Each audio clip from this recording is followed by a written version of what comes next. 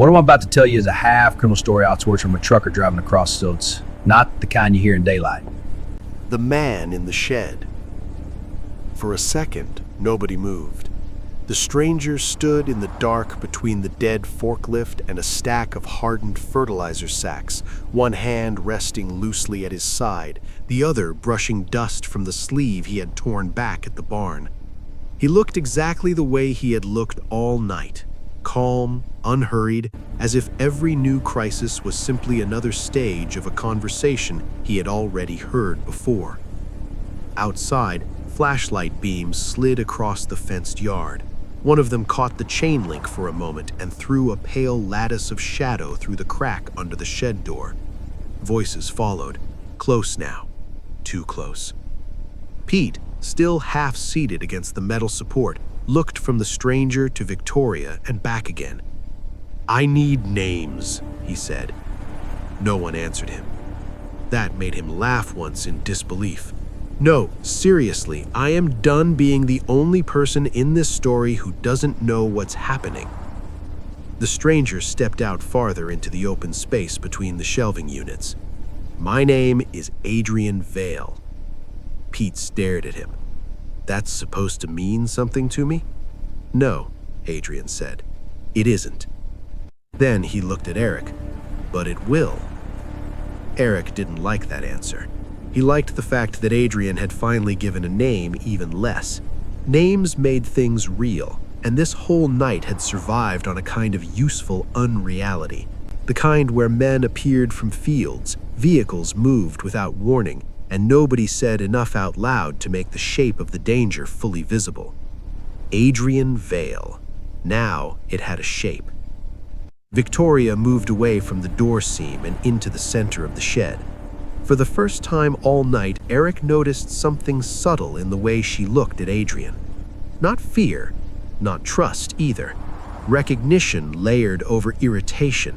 The look of someone dealing with a person they had worked beside long enough to know his value, and long enough to resent how often he turned out to be right.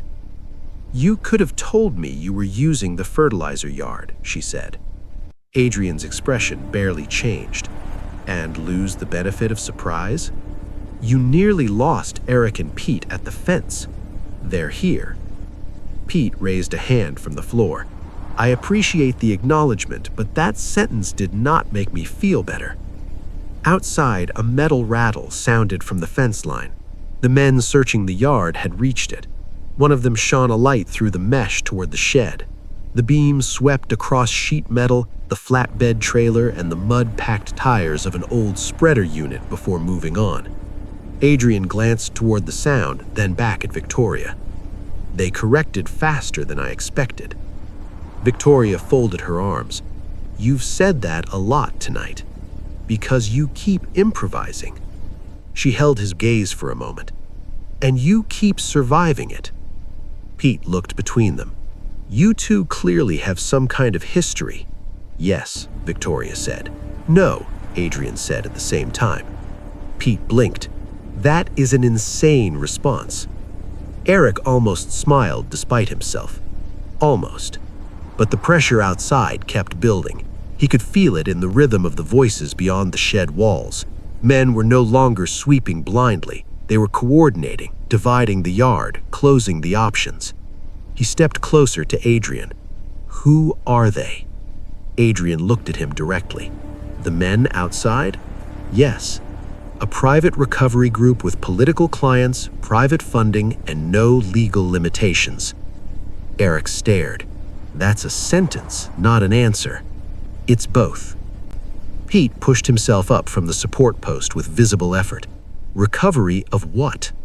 Victoria answered that one. "Me." Pete threw up both hands. "We have not advanced at all." Adrian ignored him. He moved to the back wall of the shed and pulled aside a hanging chain curtain, revealing a narrow work table covered with old ledgers, a rusted vise, and a folded site map weighed down by a wrench. Eric frowned. "You set up in here?" "Yes." "When?" "Before sunset." That landed heavily. It meant the shed had not become a refuge by chance. It was another point on the board, another place chosen in advance, used in ways Eric and Pete could not have guessed. Pete understood it too. His voice dropped. "You planned for us to end up here." Adrian shook his head once. "I planned for several possible endpoints. That is somehow worse." Victoria stepped beside the work table and looked down at the map. "What's left?" Adrian unfolded part of it with one hand.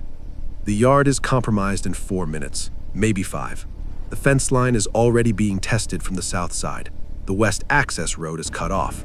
The rear gate is still open, but not for long." Eric moved closer and looked down. The map was an old site plan of the agricultural property. Storage sheds, runoff lines, access lanes, loading platforms, and utility routes printed in faded blue and black. Adrian had marked parts of it in pencil, quick, spare symbols. A circle at the barn, a line through the trench, an X at the spill gate, another mark here at the fertilizer yard.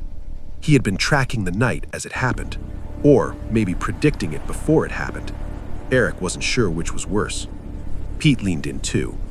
"What's at the rear gate?" Adrian tapped the paper once.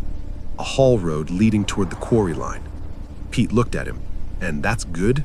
"No," Adrian said. "It's available." That, Eric was beginning to understand, was Adrian's version of optimism. Outside the shed, boots crunched over gravel inside the yard now, not beyond the fence. Inside. One of the search teams had made it through. Pete heard it and went pale. "They're in." Adrian nodded. "Yes." Then he looked at Victoria. "Your call." That was new. Eric noticed it at once. All night, Adrian had moved like the man who understood the board better than anyone else. But now, in the shed, with the search tightening and the next move narrowing, he had handed the decision to her. Victoria looked down at the map, then toward the rear of the shed, where a narrow personnel door sat beneath a cracked exterior light housing. Her face did not change, but when she spoke, her voice had gone flatter, more final. "We don't use the haul road." Adrian studied her for a moment. Because that's where he'll expect me to go." Adrian gave the smallest nod. "He's here." Pete frowned. "Who?" Victoria looked toward the sheet metal wall as if she could see through it. "The man from the shack." The room changed after that. Not physically. The walls didn't move. The voices outside didn't suddenly grow louder. But the idea settled over the shed like another presence. Someone not in the search pattern. Not just another armed man with a flashlight, but the person shaping that side of the hunt the same way Adrian had shaped this one. Eric felt it immediately. So did Pete. "So that guy?" Pete said quietly. "Yes," Victoria replied. "You know his name?" "Yes." "Great," Pete said. "Would anybody like to share literally anything useful?" Victoria finally looked at him. "His name is Simon Voss." Adrian's eyes shifted to her. That was the first time all night Eric had seen him react before he chose to. Not surprise exactly. Recognition. Confirmation. "You're certain?" Adrian asked. Victoria nodded once. "Yes." Outside, a hand hit the shed wall hard enough to make the metal ring. Then came another impact farther down near the trailer. The searchers were no longer passing by. They were probing, testing. Simon Voss, Eric thought. Now the night had 2 names, Adrian Vale and Simon Voss. Whatever this was, it had started long before Eric and Pete decided to wait in a Chevy outside the country club. Pete swallowed and looked from one to the other. "So let me get this straight." Nobody stopped him. "There's a man outside named Simon Voss." "Yes," said Victoria. "And a man inside named Adrian Vale." Adrian said nothing. "And both of you seem to know each other, know her, know the land, know the exits, know the traps, and somehow never think to explain things before bullets start flying." That was the clearest thing Pete had said in hours. Victoria gave him a thin, tired look. "That's a fair criticism." Then she placed one finger on the map. Not the haul road, not the rear gate.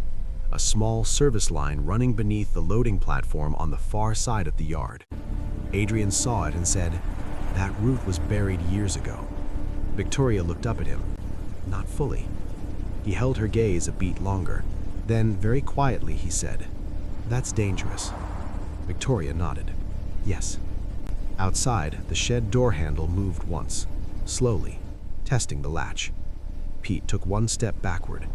Eric looked from the door to the map to the woman standing between Adrian Vale and the next collapse of the night. Then Victoria said the one thing that made it clear the third part had truly begun. "Good," she said. "Then he won't expect it." Beneath the loading platform, the shed door handle moved again. Not harder this time, smarter. A slight test of pressure, then a pause, as if the person outside was measuring the latch, the age of the frame, the amount of force that would be needed and the amount that would be wasteful. Adrian watched it once, then turned away. "He doesn't rush entries," he said. Pete stared at him. "And that helps us how?" "It tells us he still thinks time is on his side." Victoria folded the map shut with one clean motion. "Then let's stop giving it to him." Outside, a flashlight beam slid through the crack under the main shed door, passing over old concrete dust, the edge of the dead tire on the forklift, and the lower rail of a rusted shelving unit. It paused for a fraction of a second, then moved on. Eric felt his pulse tighten in his throat. They weren't hidden, not really. They were simply one good decision away from being found. Adrian stepped to the back of the shed and pushed aside a stack of feed sacks hardened into lumpy blocks by years of moisture and neglect. Behind them was the personnel door Eric had noticed earlier, and beside it, a lower metal hatch half hidden by a leaning pallet and a coil of black hose. Victoria crossed to it immediately. "This one?" Adrian nodded. "It leads under the loading deck, tight crawl space for about 20 yards. After that, it opens into the old service trench." Pete looked at the hatch, then at Adrian. "Why do all your plans involve becoming less human and more tunnel?" "Because visible routes are already compromised." Pete rubbed both hands over his face. I walked right into that answer. Another metallic knock sounded from the front wall of the shed, not at the door, at the sheet metal itself. A probing impact, someone outside testing whether fear could be introduced through sound alone. It could. Pete flinched anyway. Adrian crouched by the hatch and worked the latch once. It stuck. He tried again, harder. Rust cracked, and the hatch lifted an inch with a dry groan. Cold air came up from below, carrying the smell of damp earth, metal, and old oil. Victoria looked down into the dark opening. "How low?" "Very," said Adrian. "That's not a measurement." "It's enough." Pete gave a soft, miserable laugh. "That's the worst phrase in the English language." Eric moved closer and peered down. A narrow maintenance void ran under the loading platform, little more than a reinforced crawl space with beams overhead and compacted dirt below. Pipes and conduit lines crossed one side. It was black after the first few feet. He looked at Adrian. "And after the service trench?" Adrian unfolded the map again just enough to point. "It runs under the east loading platform and comes out behind the way station." Pete blinked. "There's a way station?" "There was," said Adrian. "Now it's just concrete and a roof." "Does Simon know that route?" Victoria answered before Adrian could. "He'll know the platform exists. He won't know which understructure is still passable." Pete frowned. "How are all you so sure about what this guy knows?" Victoria looked at him. "Because Simon doesn't guess, he studies." Adrian added, "Which means he's dangerous but not magical." The distinction seemed to matter to him. Maybe it mattered to Eric too, because all night Simon Voss felt less like a man and more like a pressure moving through walls and fields and drainage lines. A human being was easier to survive than a force of nature. Outside, the front handle turned again, longer this time. Then a voice came through the main door. Calm, familiar, too close. "Victoria." Pete actually shut his eyes. "I am begging all of you to stop knowing people like this." Simon continued from the other side of the metal. "You changed direction." No one answered him. "You used the yard instead of the haul road," he said. "That was better than usual." Adrian's eyes flicked toward the door, but his expression did not change. Victoria crouched by the hatch and swung it wider. Eric first. Pete raised a hand at once. "No, I've accepted the pattern, but I still resent it." Victoria ignored him. Eric dropped to one knee and looked back toward the main shed entrance. Through the crack under the door, the flashlight beam had disappeared. That was worse. He asked the question that had been pressing at him since Adrian had appeared from the dark. "Why is Simon after you?" Victoria looked at him for 1 second, long enough for him to see the answer mattered, not long enough for her to soften it. Because I took something from people who should have remained hidden. What? A structure, she said. Names, payments, handlers, protected routes. Enough to damage the wrong men. Pete stared. So, this whole thing? Tonight, the yard, the barn, all of it, is because you stole a list? Victoria met his eyes. A list is a child's word for it. Adrian stood. Move. That ended the conversation. Eric swung his legs into the hatch and lowered himself into the crawl space. Dirt shifted under his palms. Steel beams overhead cut the air into narrow, low rectangles. He had to duck immediately to avoid smashing his head on the first crossmember. Behind him, Pete muttered as a bolt scraped his shoulder. This place is trying to kill me. Focus forward, Adrian said from behind him. Pete gave a tiny, furious laugh. Oh, now you speak from the rear. Great. Eric almost smiled again. Almost. Ahead, Victoria had reached a point where the crawl space widened slightly around a set of old support blocks. She paused there and looked back. Listen. All 4 of them went still. Above, in the shed, somebody dragged something across the floor. Another person kicked apart a stack of sacks. Metal rang from the shelving. Then came Simon's voice again, still calm. He used the hatch. Not they, he. Eric caught that. So did Adrian. They're dividing us, Adrian said softly. How? Pete whispered. By narrative, Victoria replied. Simon will assume Adrian is directing movement. He'll weight pursuit around that. Pete stared into the dark at the back of her silhouette. I have no idea what that means. It means, Adrian said, he'll expect me to choose the next route. And that's bad? It can be useful, Victoria said.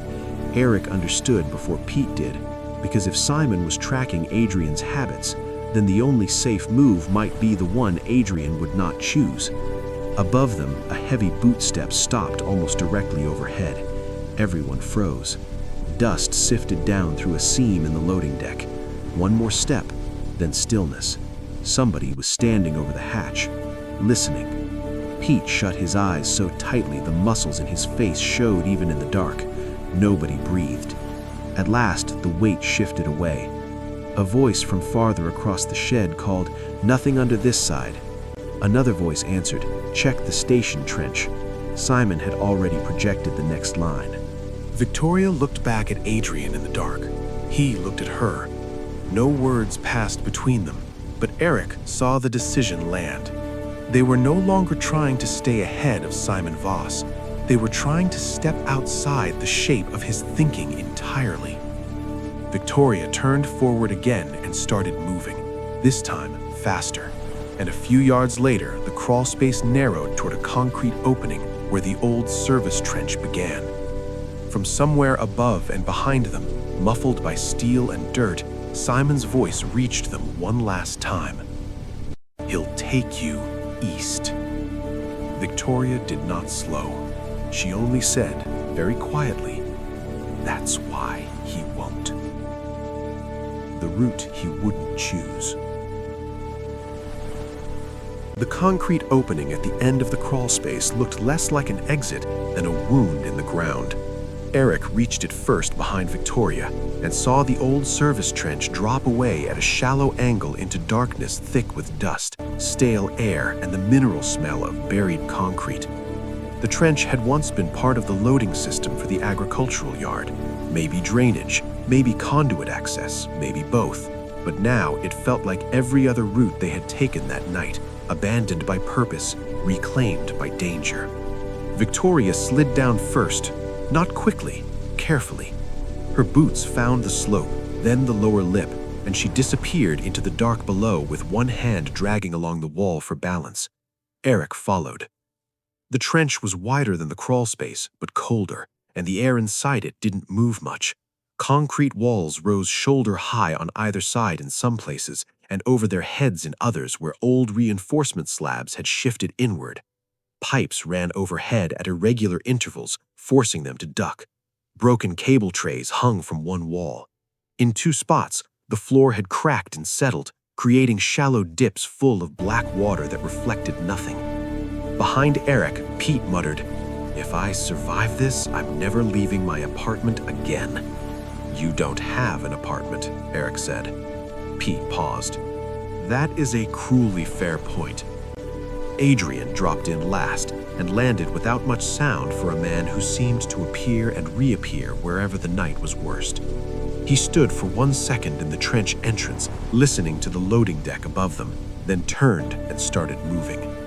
Victoria stopped at the first bend, not because she was lost, because she was thinking.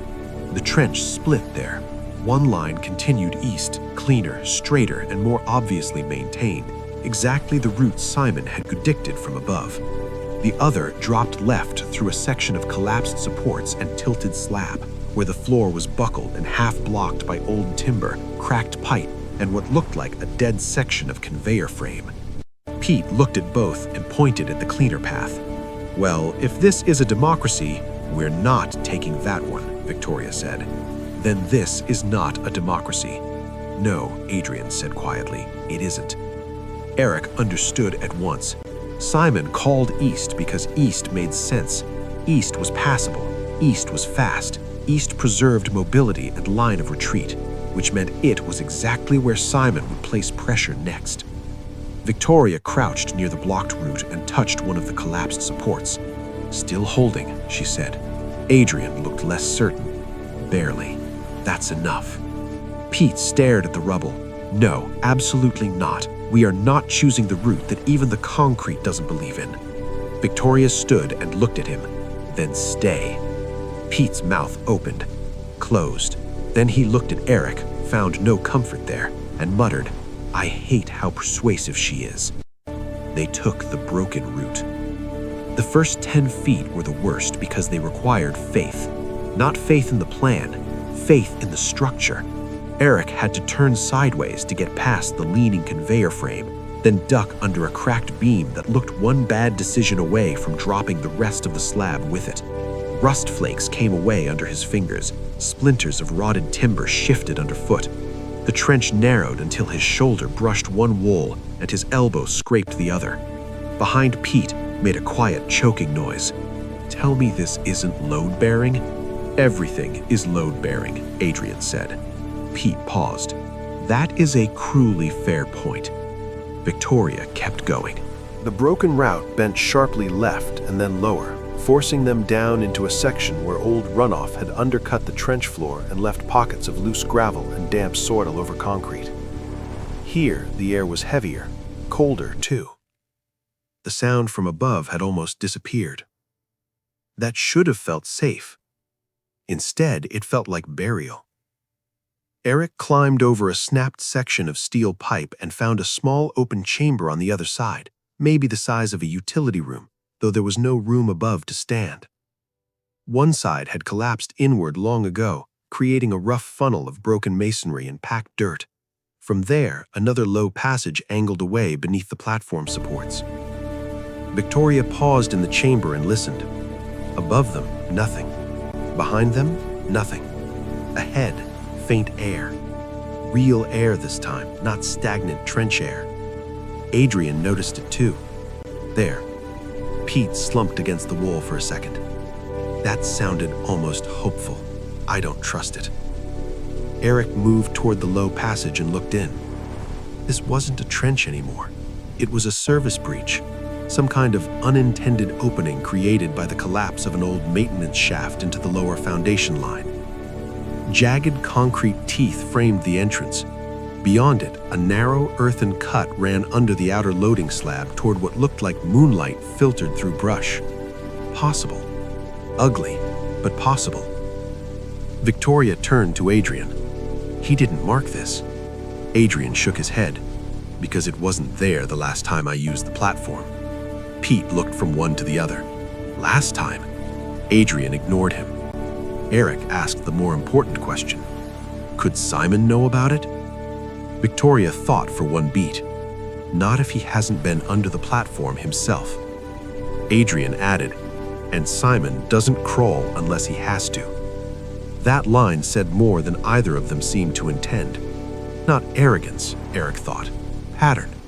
Men like Simon and Adrian did not fear physical discomfort.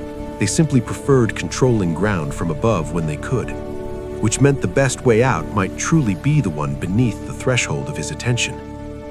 Then, from behind them, faint but unmistakable, came the sound of shifting debris at the split in the trench. All four of them turned. Pete went still. No. It came again. Not collapse. Footsteps. Careful, measured steps through the cleaner east route. Someone had reached the junction. Not stumbling, not searching wildly. Listening. Victoria lowered her voice. That's him. Eric felt the trench shrink around them. Adrian's face did not change, but his eyes sharpened. How many? Victoria listened. One. Pete stared. One? Yes. That's worse somehow. It was, because an armed team could be loud, fast, and wrong. A man like Simon Voss could be quiet and right. The steps stopped at the junction. No one breathed. Then Simon's voice came through the trench. Not loud, just enough. Adrian. Pete looked ready to pass out from sheer disbelief. Adrian did not answer. Simon continued, You've gotten cautious. A beat passed. Then Adrian said, And you've gotten predictable. That was the first time Eric had heard any edge in his voice. Not anger, something colder, older. History. The trench held the silence after that like a wire under tension. Then Simon laughed softly, still trying to protect collapsing structures. Victoria's head turned sharply toward Adrian. He gave nothing away. Pete mouthed, What does that mean? No one explained. Simon took one step into the junction. The sound carried perfectly. Then another. He was testing the east route first. Good. That bought them seconds. Victoria pointed at the breach ahead. Eric went in at once. The passage was tighter than it had looked, forcing him down onto one elbow and knee through packed dirt, broken concrete, and roots that had pushed through from above. Moonlight grew stronger ahead, not open daylight, but pale night filtered through growth and open air. Behind him, Victoria came next, then Pete, then Adrian. As Pete squeezed in, Simon's voice came one final time through the trench behind them. Not louder, closer. You're letting her choose again. Adrian paused with one shoulder still in the chamber, and for the first time all night, he answered immediately, Yes. Simon was quiet for half a second. Then he said something that froze all four of them where they were. That was your mistake the first time, too. The first time, too. Nobody moved for one full second after Simon said it. The narrow breach under the platform seemed to contract around them, as if the concrete and packed dirt had heard the sentence too and were now holding it in place. Eric was half-turned in the crawl, one forearm sunk in cold soil, one knee wedged against broken masonry. Behind him, he could feel Victoria stop. Behind her, Pete had gone so still that even his breathing disappeared. And Adrian did not answer. That, more than the words themselves, made the line land harder. Simon's voice had changed something. Not the plan, not the route, something older than that. Something that had been moving underneath the entire night without ever being named. Pete whispered from farther back in the breach, What first time? No one answered him. Of course no one answered him. Eric kept crawling. It was partly instinct and partly self-preservation.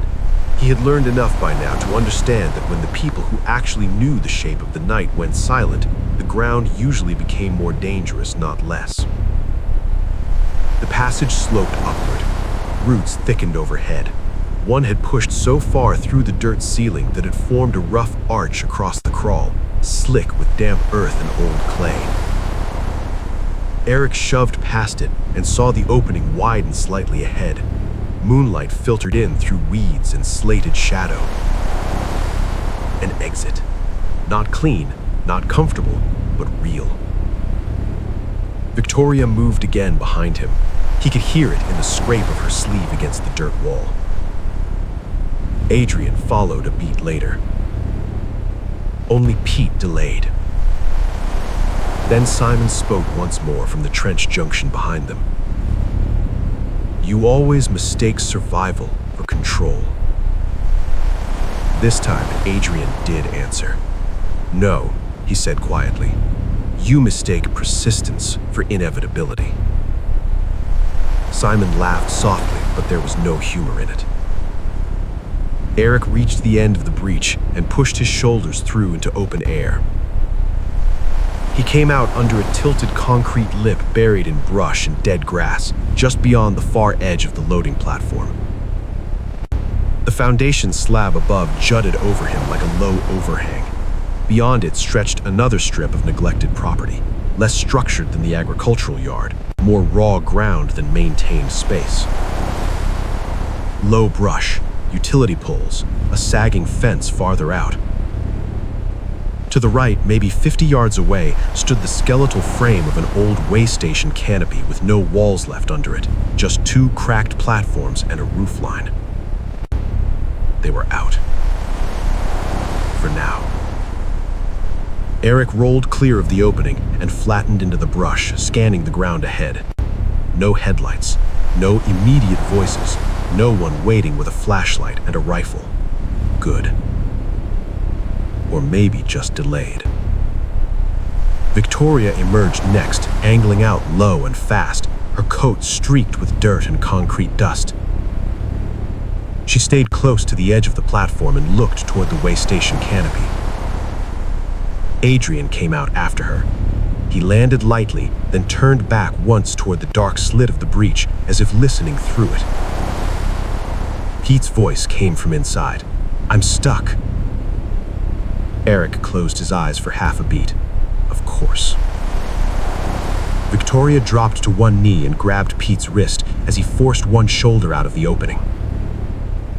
Adrian took the back of his jacket. Together, they hauled him through the last tight section and dumped him into the brush with all the ceremony of a rolled carpet. Pete lay there breathing hard. I swear to God, if there is another tunnel in this plan. There is, said Adrian. Pete shut his eyes. Of course there is. The old way station sat in pale moonlight like the bones of something that had died upright. Two concrete lanes led under it, marked by broken scale platforms sunk into the ground and a rusted overhead frame that had once held lights or signage. Behind it rose a low service building with 3 black window openings and one door hanging crooked on its hinges. Victoria studied it for only a moment. He'll expect us to use the canopy. Adrian nodded. Yes. Then we don't. Eric looked between them. That's visible from half the property. Exactly, Victoria said. Pete pushed himself up to one elbow. You keep saying exact things like that, and I keep hating them. Behind them, under the platform, a faint metallic sound drifted through the dirt and concrete. Not a footstep. A contact. Simon testing the breech mouth. He had not committed to the route yet. That mattered. Adrian spoke quietly, all business again. He'll clear the east trench, find the chamber, then the breach. If he moves fast, 2 minutes. If he's careful, 3. Pete blinked. You people really do think in disgusting units. Victoria pointed not toward the way station, but farther left, where a drainage embankment dipped behind a row of overgrown bollards and a collapsed section of chain link fence. What's beyond that? Adrian followed her line of sight. Old service lane. It dead ends at the fuel tanks. Still there? The tanks, yes. The pumps, no. Victoria nodded once. Then that's where we go. Pete stared at her. You want to go toward fuel tanks while people are trying to kill us? Yes. Could I hear one plan that sounds less flammable? No, she said. Eric stayed low and looked back once at the breach opening. Dark, silent. But it no longer felt like safety. It felt like a mouth someone would eventually step out of. He asked the question that had been building since Simon's voice in the trench.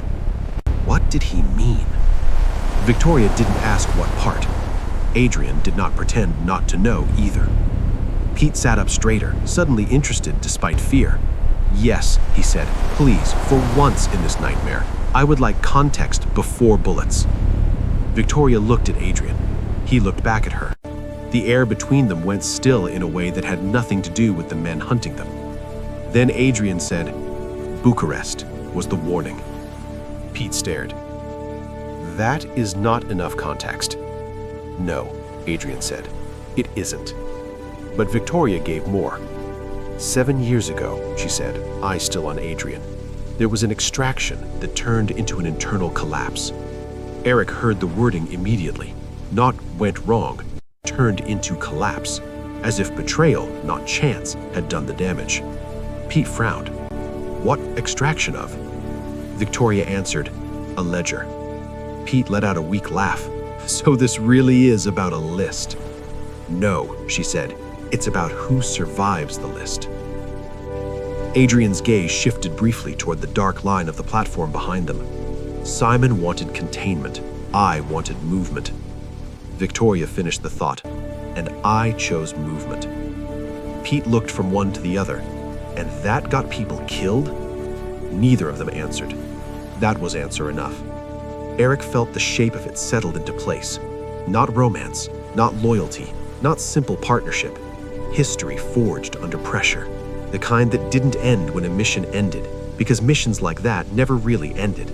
They just changed countries, changed names, changed the number of men with guns. From under the platform came a faint scrape of stone. Closer now. Simon had reached the breach. Adrian looked toward the sound, then back to Victoria.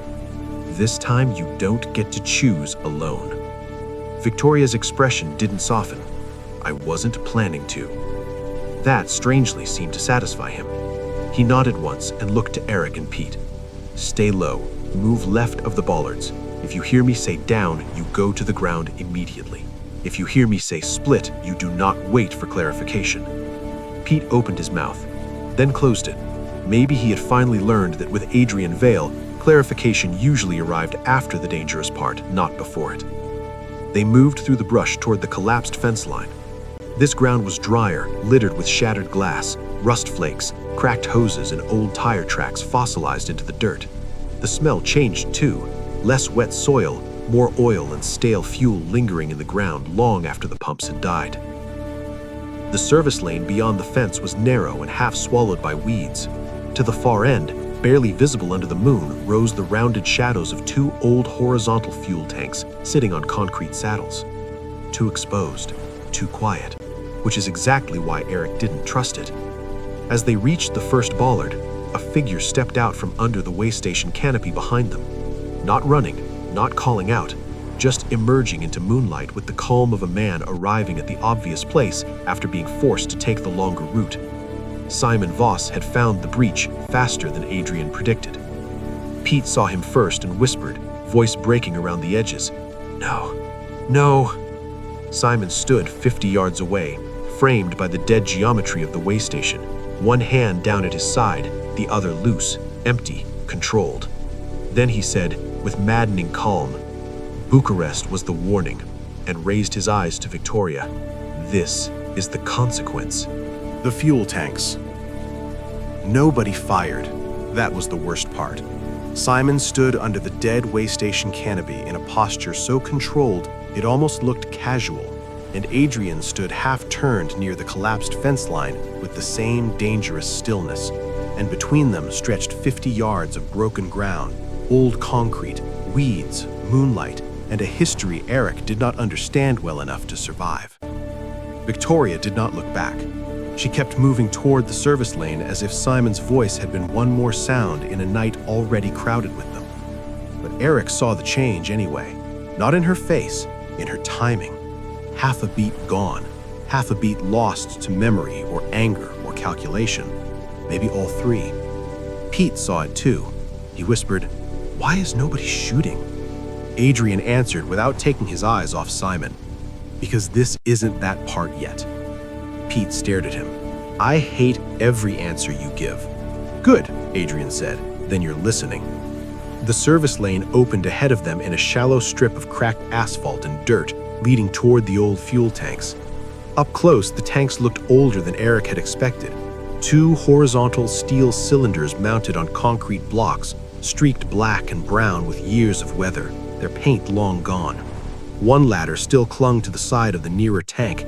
The other had a ruptured access panel hanging open like a broken mouth. The place smelled faintly of old fuel and hot metal baked by summers long past.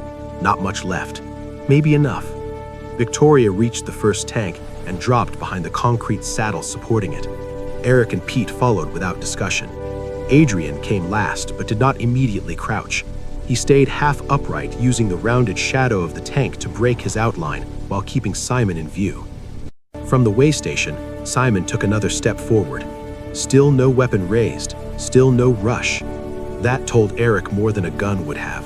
This man believed the night still belonged to him. Simon's voice carried clearly over the service lane. You keep choosing the unstable route. Victoria spoke from behind the tank without raising her voice. I keep calling it unstable after it works. That depends on the definition of works. Pete pressed himself lower against the concrete. Are they arguing philosophy now? Eric put a hand on his shoulder to quiet him. It was too open here, too still. The old fuel yard offered almost no cover except the tanks themselves, and those were cover only if the danger came from one direction. If Simon had men sweeping around the rear, Adrian seemed to read the same thought. Without looking at Eric, he said, check the far side. Eric moved at once, crouching low along the curve of the second tank until he could glance past its rusted end toward the scrub beyond. Empty ground, a collapsed chain barrier, two broken drums half buried in weeds. No men, no lights, for now. He came back and shook his head once. Adrian nodded. Victoria looked toward the ruptured access panel on the farther tank. How empty. Adrian followed her gaze. Unknown. Pete blinked. Unknown what? The tank. Pete stared. You want to get inside it? Victoria answered. I want to know whether he thinks we would. Pete put both hands over his face. I'm not built for your style of thinking. Simon took another step, then stopped again. Moonlight caught one side of his face now. Clean lines, dark coat, no wasted movement. He looked less like a field operative than a man who belonged in quiet rooms where worse decisions got made with signatures instead of bullets. And yet, here he was. Eric watched him and said the thing that had been bothering him since the shed. He came alone onto the platform. Adrian answered immediately, no. Simon smiled faintly across the lane. Thank you, he said. Pete looked up. Did he just thank you? Victoria exhaled once through her nose. He likes confirmation. Adrian finally crouched beside them and unfolded the old site map one last time against the concrete footing. In the moonlight, it was barely readable, but he wasn't really reading it. He was using it to think through the geometry again. The yard teams are still behind the fence line, he said quietly. They're slower here because they don't know if Simon wants the kill or the capture. Pete whispered, That's an upsetting distinction. Yes, said Adrian. Simon's voice came again, still measured, still calm. You're running out of usable ground. Victoria looked up at him over the tank saddle. No, you're running out of controlled ground. That made Simon pause. Only for a second, but Eric saw it. So did Adrian. Pete noticed none of it. He was staring at the old tank ladders with the expression of a man trying to decide whether rust could be trusted more than people. Simon shifted his attention from Victoria to Adrian. You should have taken the Hall Road. Adrian's voice hardened by a degree. You should have stayed out of Bucharest. Pete whispered, Finally, a specific noun. Victoria didn't look at either of them. She was studying the access panel on the far tank. Then she asked Adrian, How old? The rupture? The tank. 25 years at least, maybe more. Drain lines? He looked once toward the base. Cut and capped, if they were capped correctly. Pete lifted one hand. I know I'm going to regret asking, but why do drain lines matter? Victoria answered without taking her eyes off the steel. Because empty tanks still breathe. Pete stared. That is an incredibly bad sentence. A sound came from somewhere beyond the service lane. Not close. An engine starting. Then another farther off. Search teams repositioning. Simon had not come alone, and now the larger shape of his pursuit was moving again, adjusting around the fuel yard the same way it had adjusted around the barn and the trench and the fence. Adrian heard the same thing. They're closing the north side. Simon didn't deny it. Of course they are.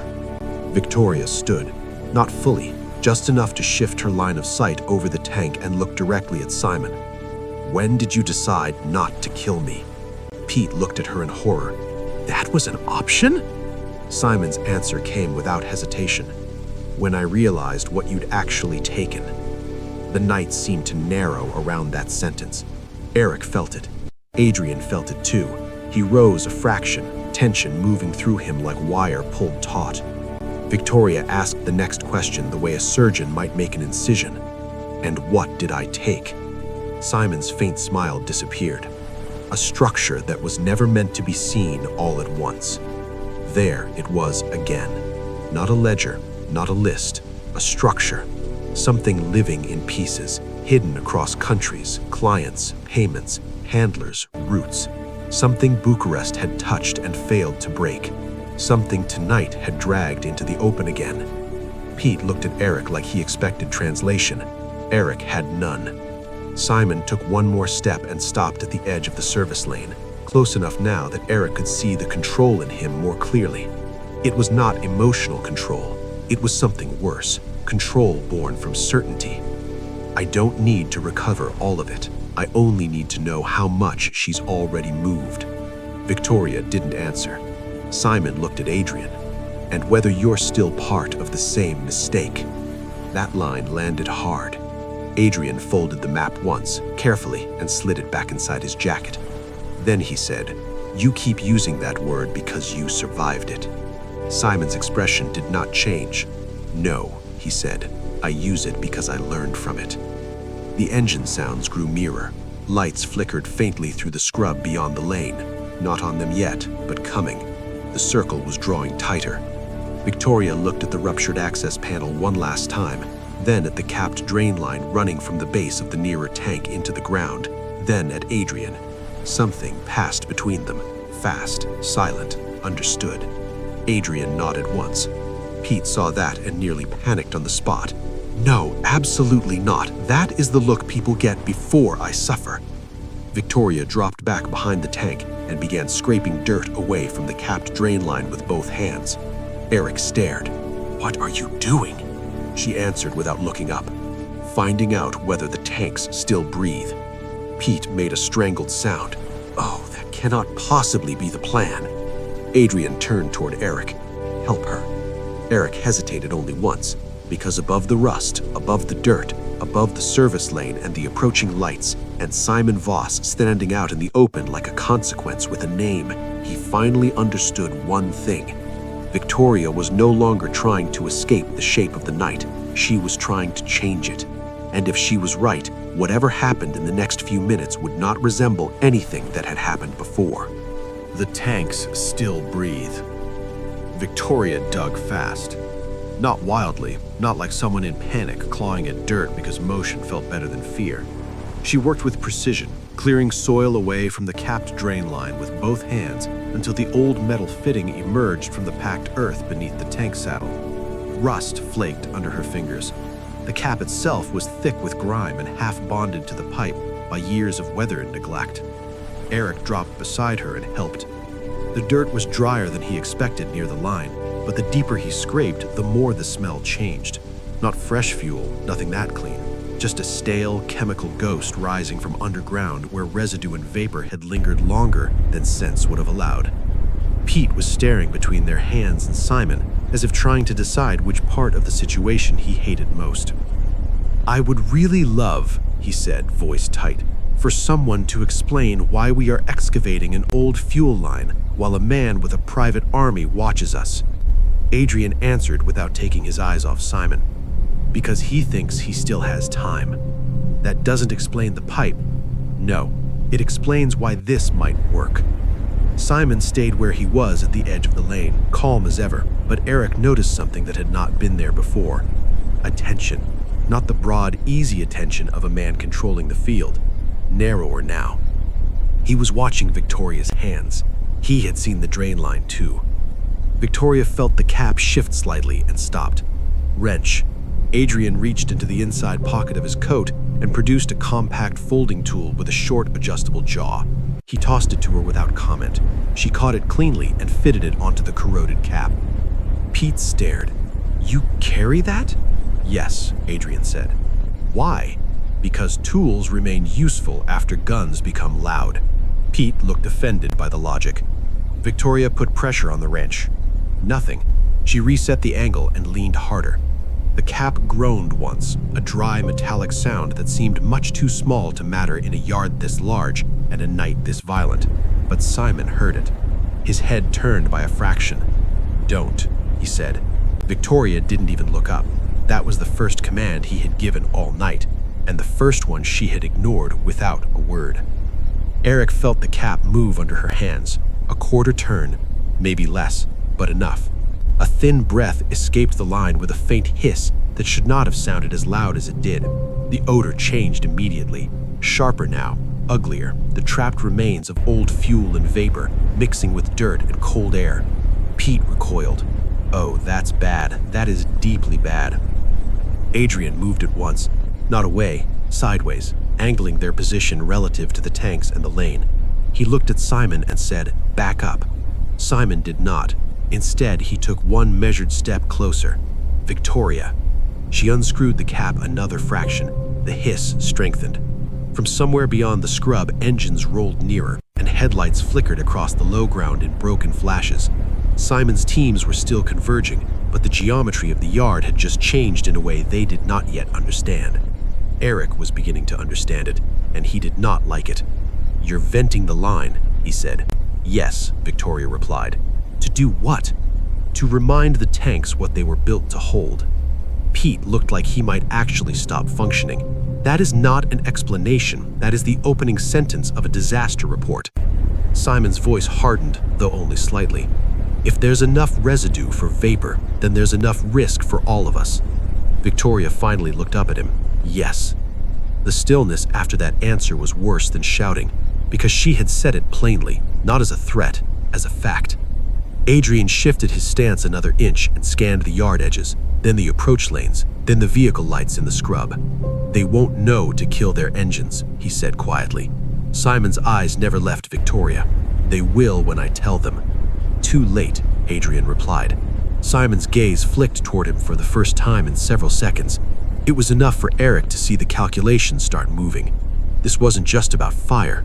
It was about space, pressure, engines, lights, men with weapons, old steel tanks, vapor pockets, decayed drain systems underground.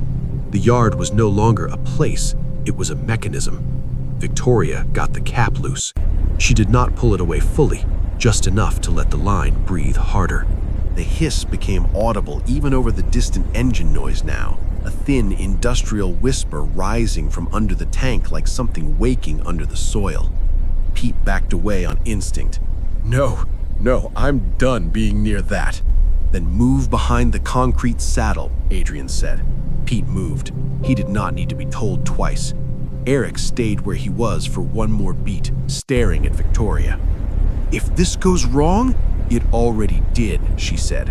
Then she looked past him toward the old ladder on the second tank and the ruptured access panel hanging open in the moonlight. "Adrian." He followed her line of sight at once. "Yes." "How much metal contact up there?" "Enough." Pete looked between them. "No!" Adrian ignored him and turned to Eric. "We need elevation." Eric stared. "On the tank?" "For 3 seconds." "That sounds like exactly 3 seconds too many." "Probably." Simon spoke again, more sharply now. "Victoria, stop." She reached into her coat and pulled out the road flare she had not used in the trench, the one Eric had forgotten she still carried. Pete made a noise that wasn't really language. "You had another one?" Victoria looked at Simon, not Pete. I keep useful things.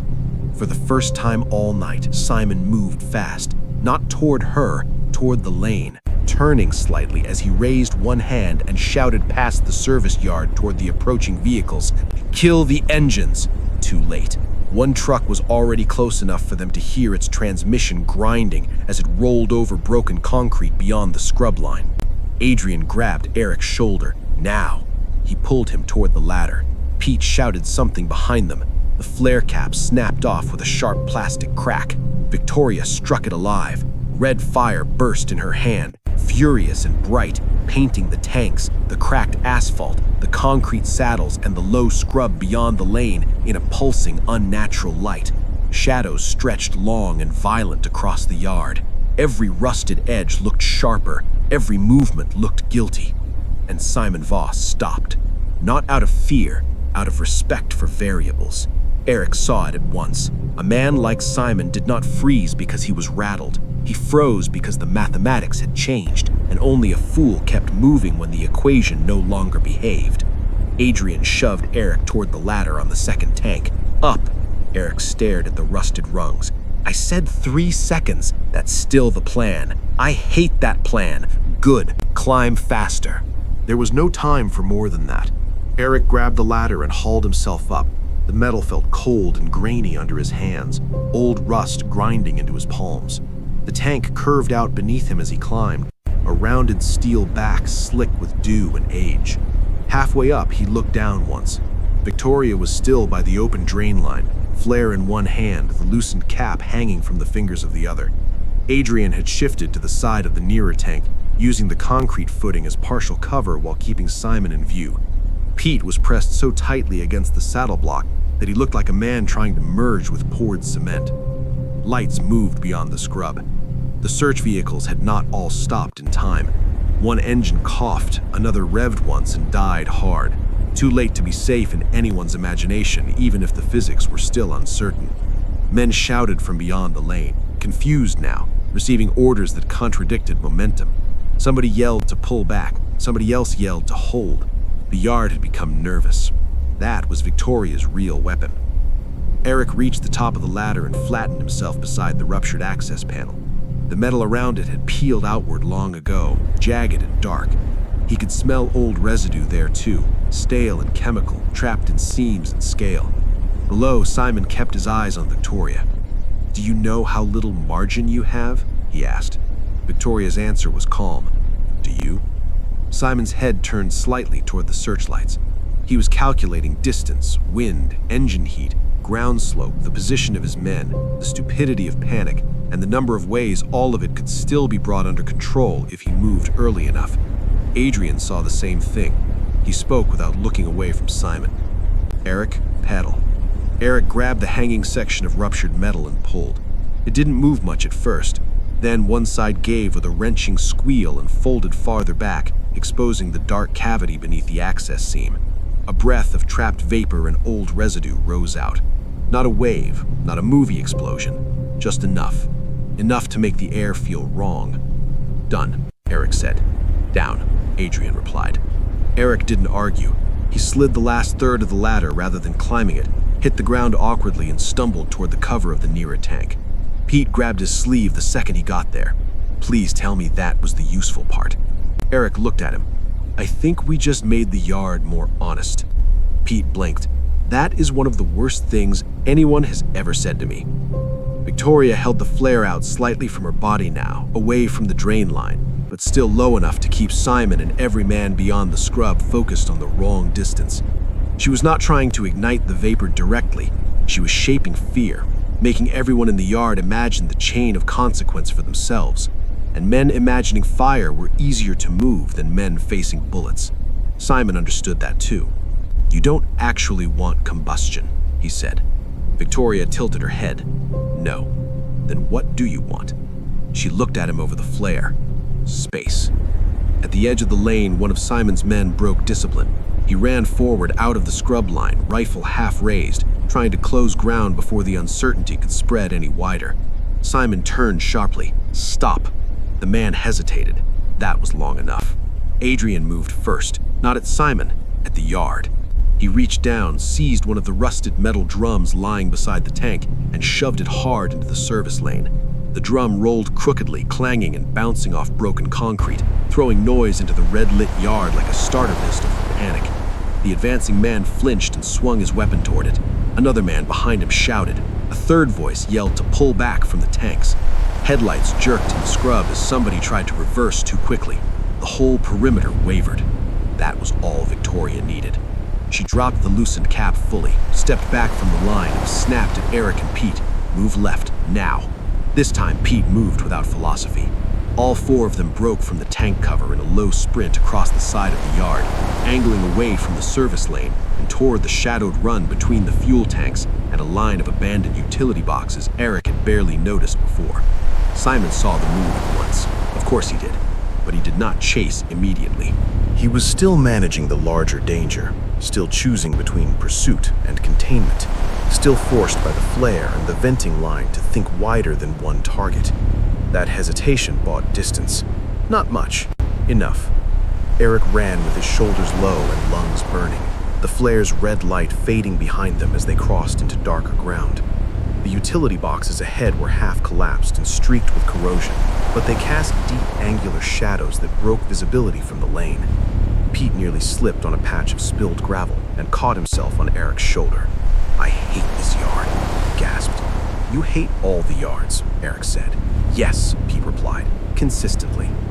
Adrian cut across their line and pointed ahead toward a low embankment beyond the boxes. "Drain culvert." Pete made an actual sound of despair. "No."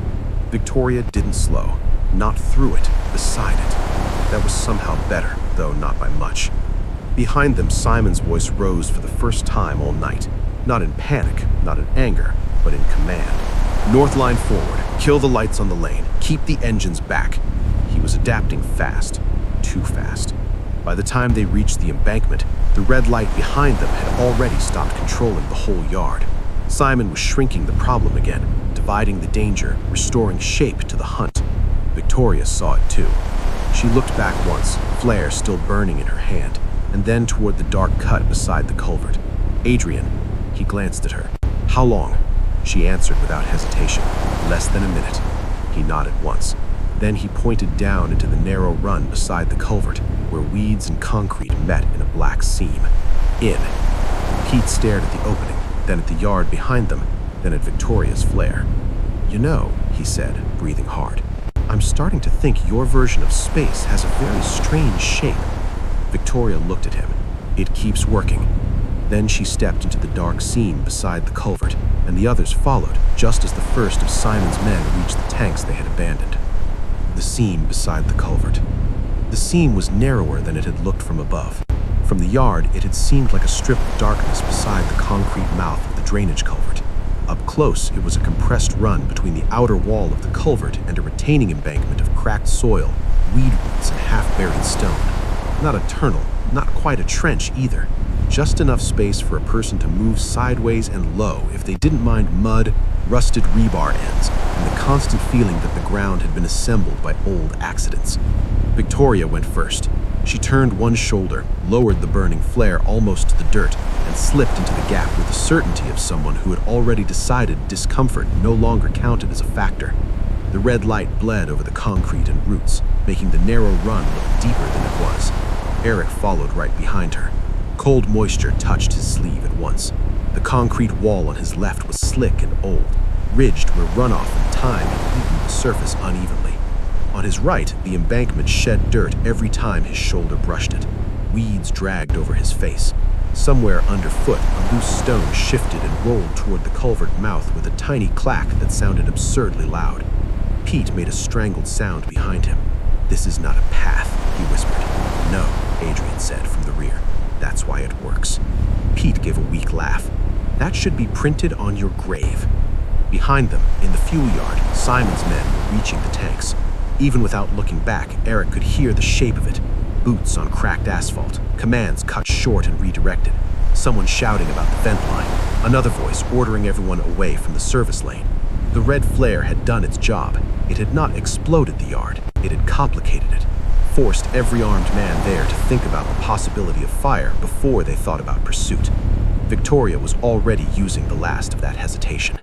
The seam curved with the culvert line, bending away from the tanks and under the shadow of the embankment.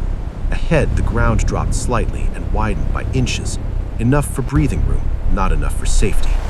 Then came Simon's voice from the yard behind them, not shouting now, controlled again. Left side, don't enter the culvert. They're not using the culvert. Eric felt a chill that had nothing to do with damp concrete. He'd read the move almost instantly. Of course he had. Victoria heard it too. She didn't stop, but her head tilted the smallest amount, recalculating. Pete whispered, "That's bad, right?" Yes, Victoria said. Thank you. Good to know we're all aligned. The flare hissed lower in her hand. Its light had shortened, dimmed slightly, and begun spitting more than burning cleanly. It would not last much longer. Adrian spoke from behind them. How far? Victoria answered without hesitation. 30 yards to the runoff split, then a climb. What kind of climb? The unpleasant kind. Pete let out a soft, despairing laugh. At least the honesty is consistent. The seam opened at last into a shallow runoff pocket where the culvert wall ended and the embankment broke into two directions. One path dipped toward the main drainage channel beyond. The other rose sharply through broken concrete blocks and eroded soil toward a service berm lined with old utility poles. Victoria stopped there for the first time since leaving the tanks. She crouched, held the flare low, and studied the split. Eric nearly ran into her. What? She pointed with the flare. Down goes to the channel, up goes to the berm. Pete, still twisted sideways from the seam, whispered, "Please tell me we are not voting." "We're going up," Adrian said. Victoria looked at him. Why? Because Simon will send speed to the channel. She thought about that for one beat, then nodded. Yes. That was the first clean agreement between them in several minutes. Eric noticed it, so did Pete. He muttered, "I feel weirdly better when you two agree. I also hate that I feel that way." Behind them, a flashlight beam touched the mouth of the seam they had just left. Not directly on them, close enough. Someone had reached the culvert line already. Simon's teams were correcting fast.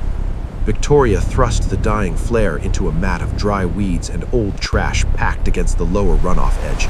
Not enough to start a true fire, just enough to create red smoke and a sharp point of false interest down channel. Then she stood and started climbing. The berm was steep and ugly.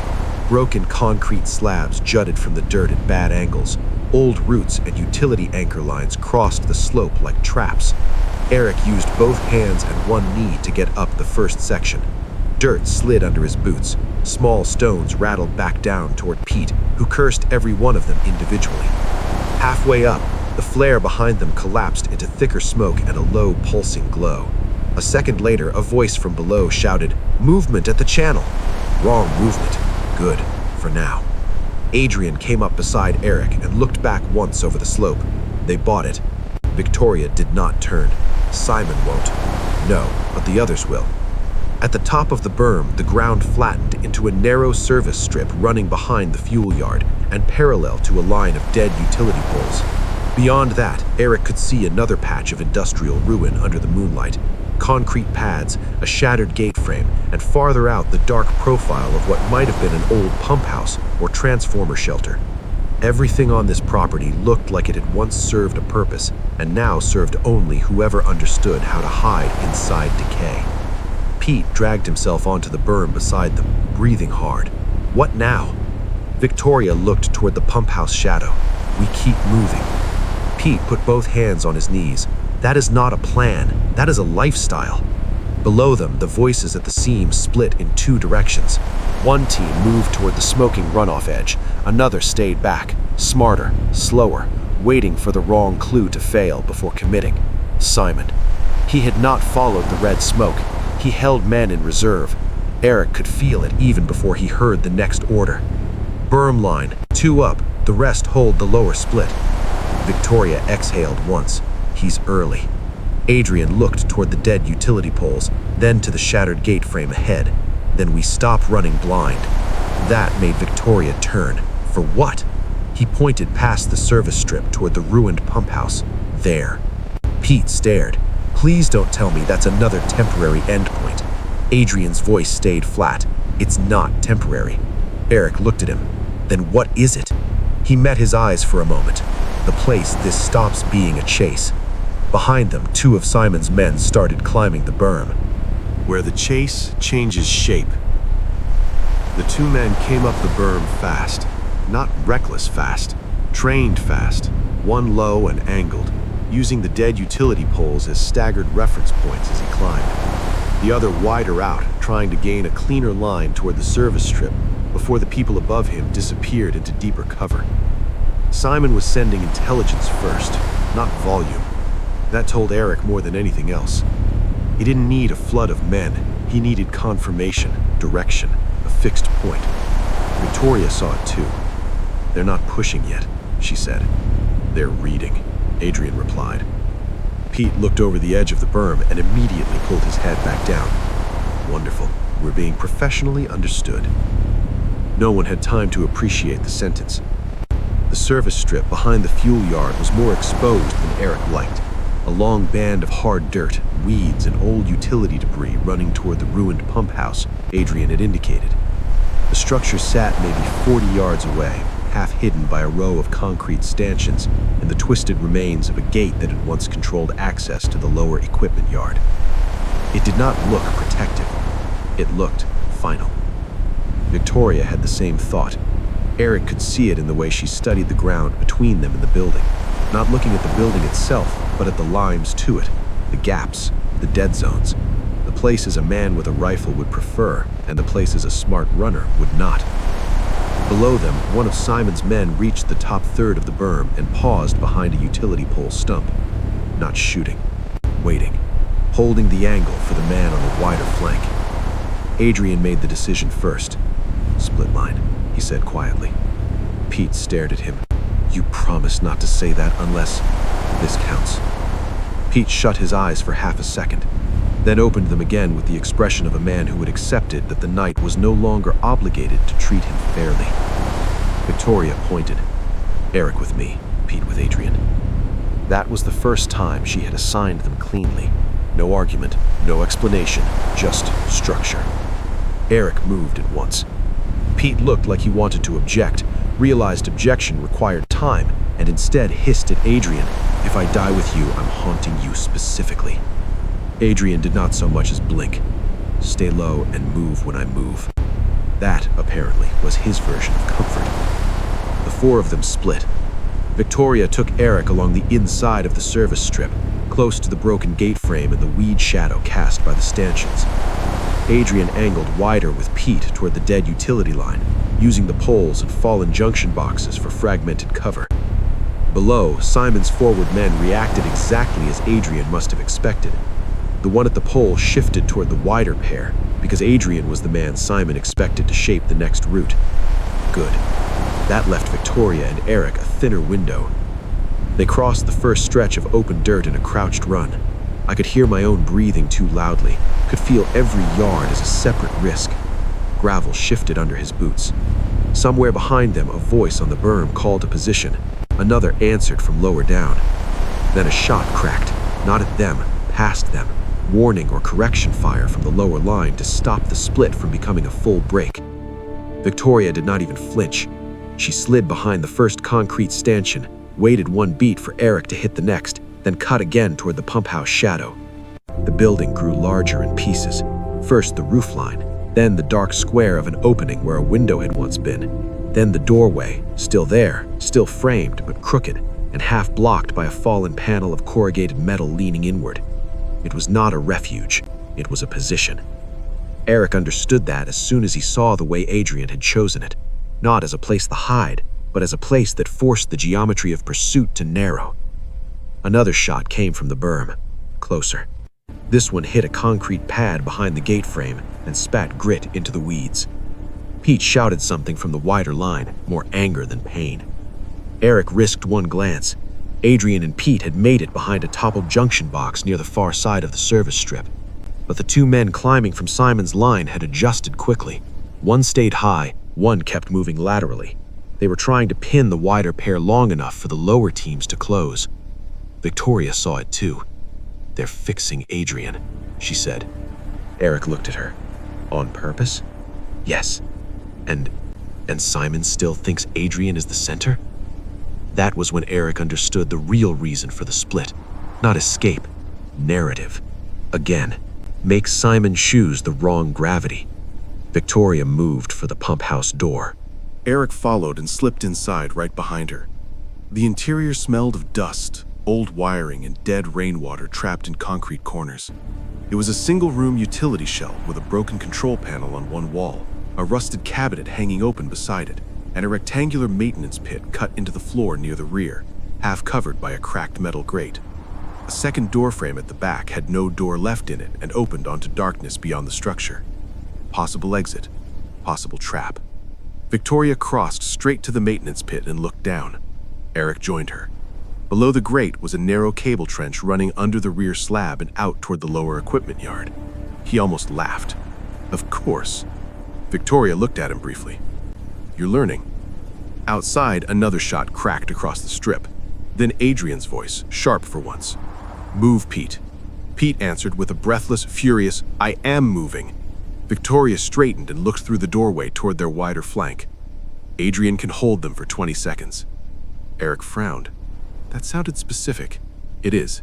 And after that, he stops holding them. That did not improve Eric's pulse. Behind them, from the back opening of the pump house, cold air drifted through, carrying the smell of oil-soaked earth and something electrical long dead. Beyond the opening, Eric could make out the outline of a lower equipment yard cut into the ground, a rectangular basin of concrete pads, buried piping, and half-collapsed housings. Another ruined system, another layer down. Victoria looked once at the maintenance pit, then toward the back opening, then back toward the doorway where Simon's men were still trying to pin Adrian. She made the choice instantly. Not down, she said. Eric blinked. Really? He'll expect down. That was starting to become the rule for all of them now. If the route made tactical sense, Simon Voss probably already owned part of it. Victoria stepped into the doorway and raised her voice for the first time in several minutes. Adrian. A beat. Then his answer from across the strip. Yes. Pump house rear. He didn't ask why, didn't question the route, just said, 10 seconds. Pete's reply came immediately after, strained and furious. I would love 10 seconds to feel different than this. Victoria looked at Eric. When they move, you stay on the rear wall. Do not stop in the center of the room. Why? She pointed once at the floor, the cracked grate over the maintenance pit, then at the rusted control panel, then at the hanging cabinet. Metal everywhere, angles everywhere, bad ricochet space. He nodded. Outside, the wider gunfire stopped, not because the danger had passed, because Adrian had changed the rhythm. Eric heard it in the sudden absence, the silence that came right before a new move. Then Adrian and Pete burst across the service strip at a dead run. One of Simon's men fired late. The shot hit the doorway and screamed off the frame into the ceiling. Concrete dust rained down. Pete stumbled through the entrance first, nearly colliding with the control panel. Adrian hit the doorway half a beat later, turned as he entered, and shoved the fallen corrugated sheet metal with his foot. It slid partly across the entrance, not closing it, but shaping it. Of course. Pete bent double, gasping. I hate every building on this property. Victoria ignored him. She looked at Adrian. How close? He listened once to the outside. Simon's not sending them in first. Eric felt the answer before Adrian said it. He's coming himself. Adrian nodded. Yes. And from just outside the pump house, calm and near now, Simon Voss spoke into the darkness. You've run out of structures. No more structures. For a second, the room seemed to listen with them. The pump house was too small for 4 people carrying that much tension. Every sound felt magnified by concrete and rusted metal.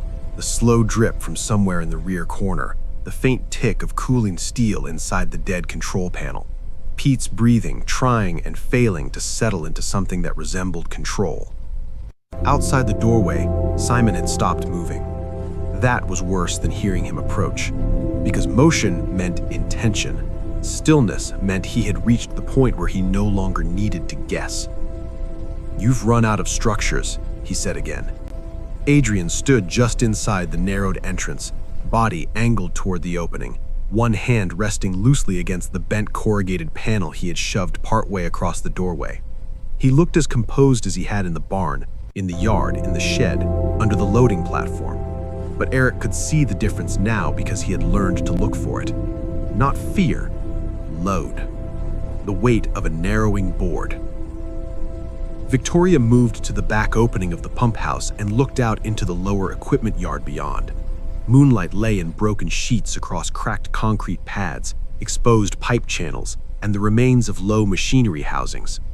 One path led downward through the yard, another climbed the far side toward a dark service fence and what looked like the silhouette of a maintenance crane long dead on its rail. She came back from the opening with something sharper in her eyes. "Not yet," she said. Pete stared at her. What does that even mean? It means the lower yard isn't dead space. Pete threw up one hand. I would love one thing to be dead space. No one gave it to him. Simon's voice came from just beyond the metal sheet. Victoria. She did not answer. Bucharest should have taught you something. This time she did. It did. Pause, and then Simon asked, "What?" Victoria looked straight toward the doorway. That waiting for certainty gets people buried. Eric felt that line hit Adrian before it hit the room. Not visibly, Adrian did not turn, did not flinch, but something in the air between them tightened with old impact. Pete noticed it too. He looked between Victoria and Adrian and very quietly said, "There are entire years of context happening right now, and I deeply resent all of them." Outside, one of Simon's men shifted position on the service strip. Gravel pressed under a boot. Another man answered from farther right, holding the outer line. They were building layers around the pump house, not storming it, cutting off shape, owning patience. Simon said, "You're using him again." Adrian answered before Victoria could. "No." The word came flat and immediate. Simon's reply was almost gentle. "That's what you told yourself then, too." Pete mouthed "then, too" at nobody in particular. Eric ignored him and looked again at the maintenance pit in the floor.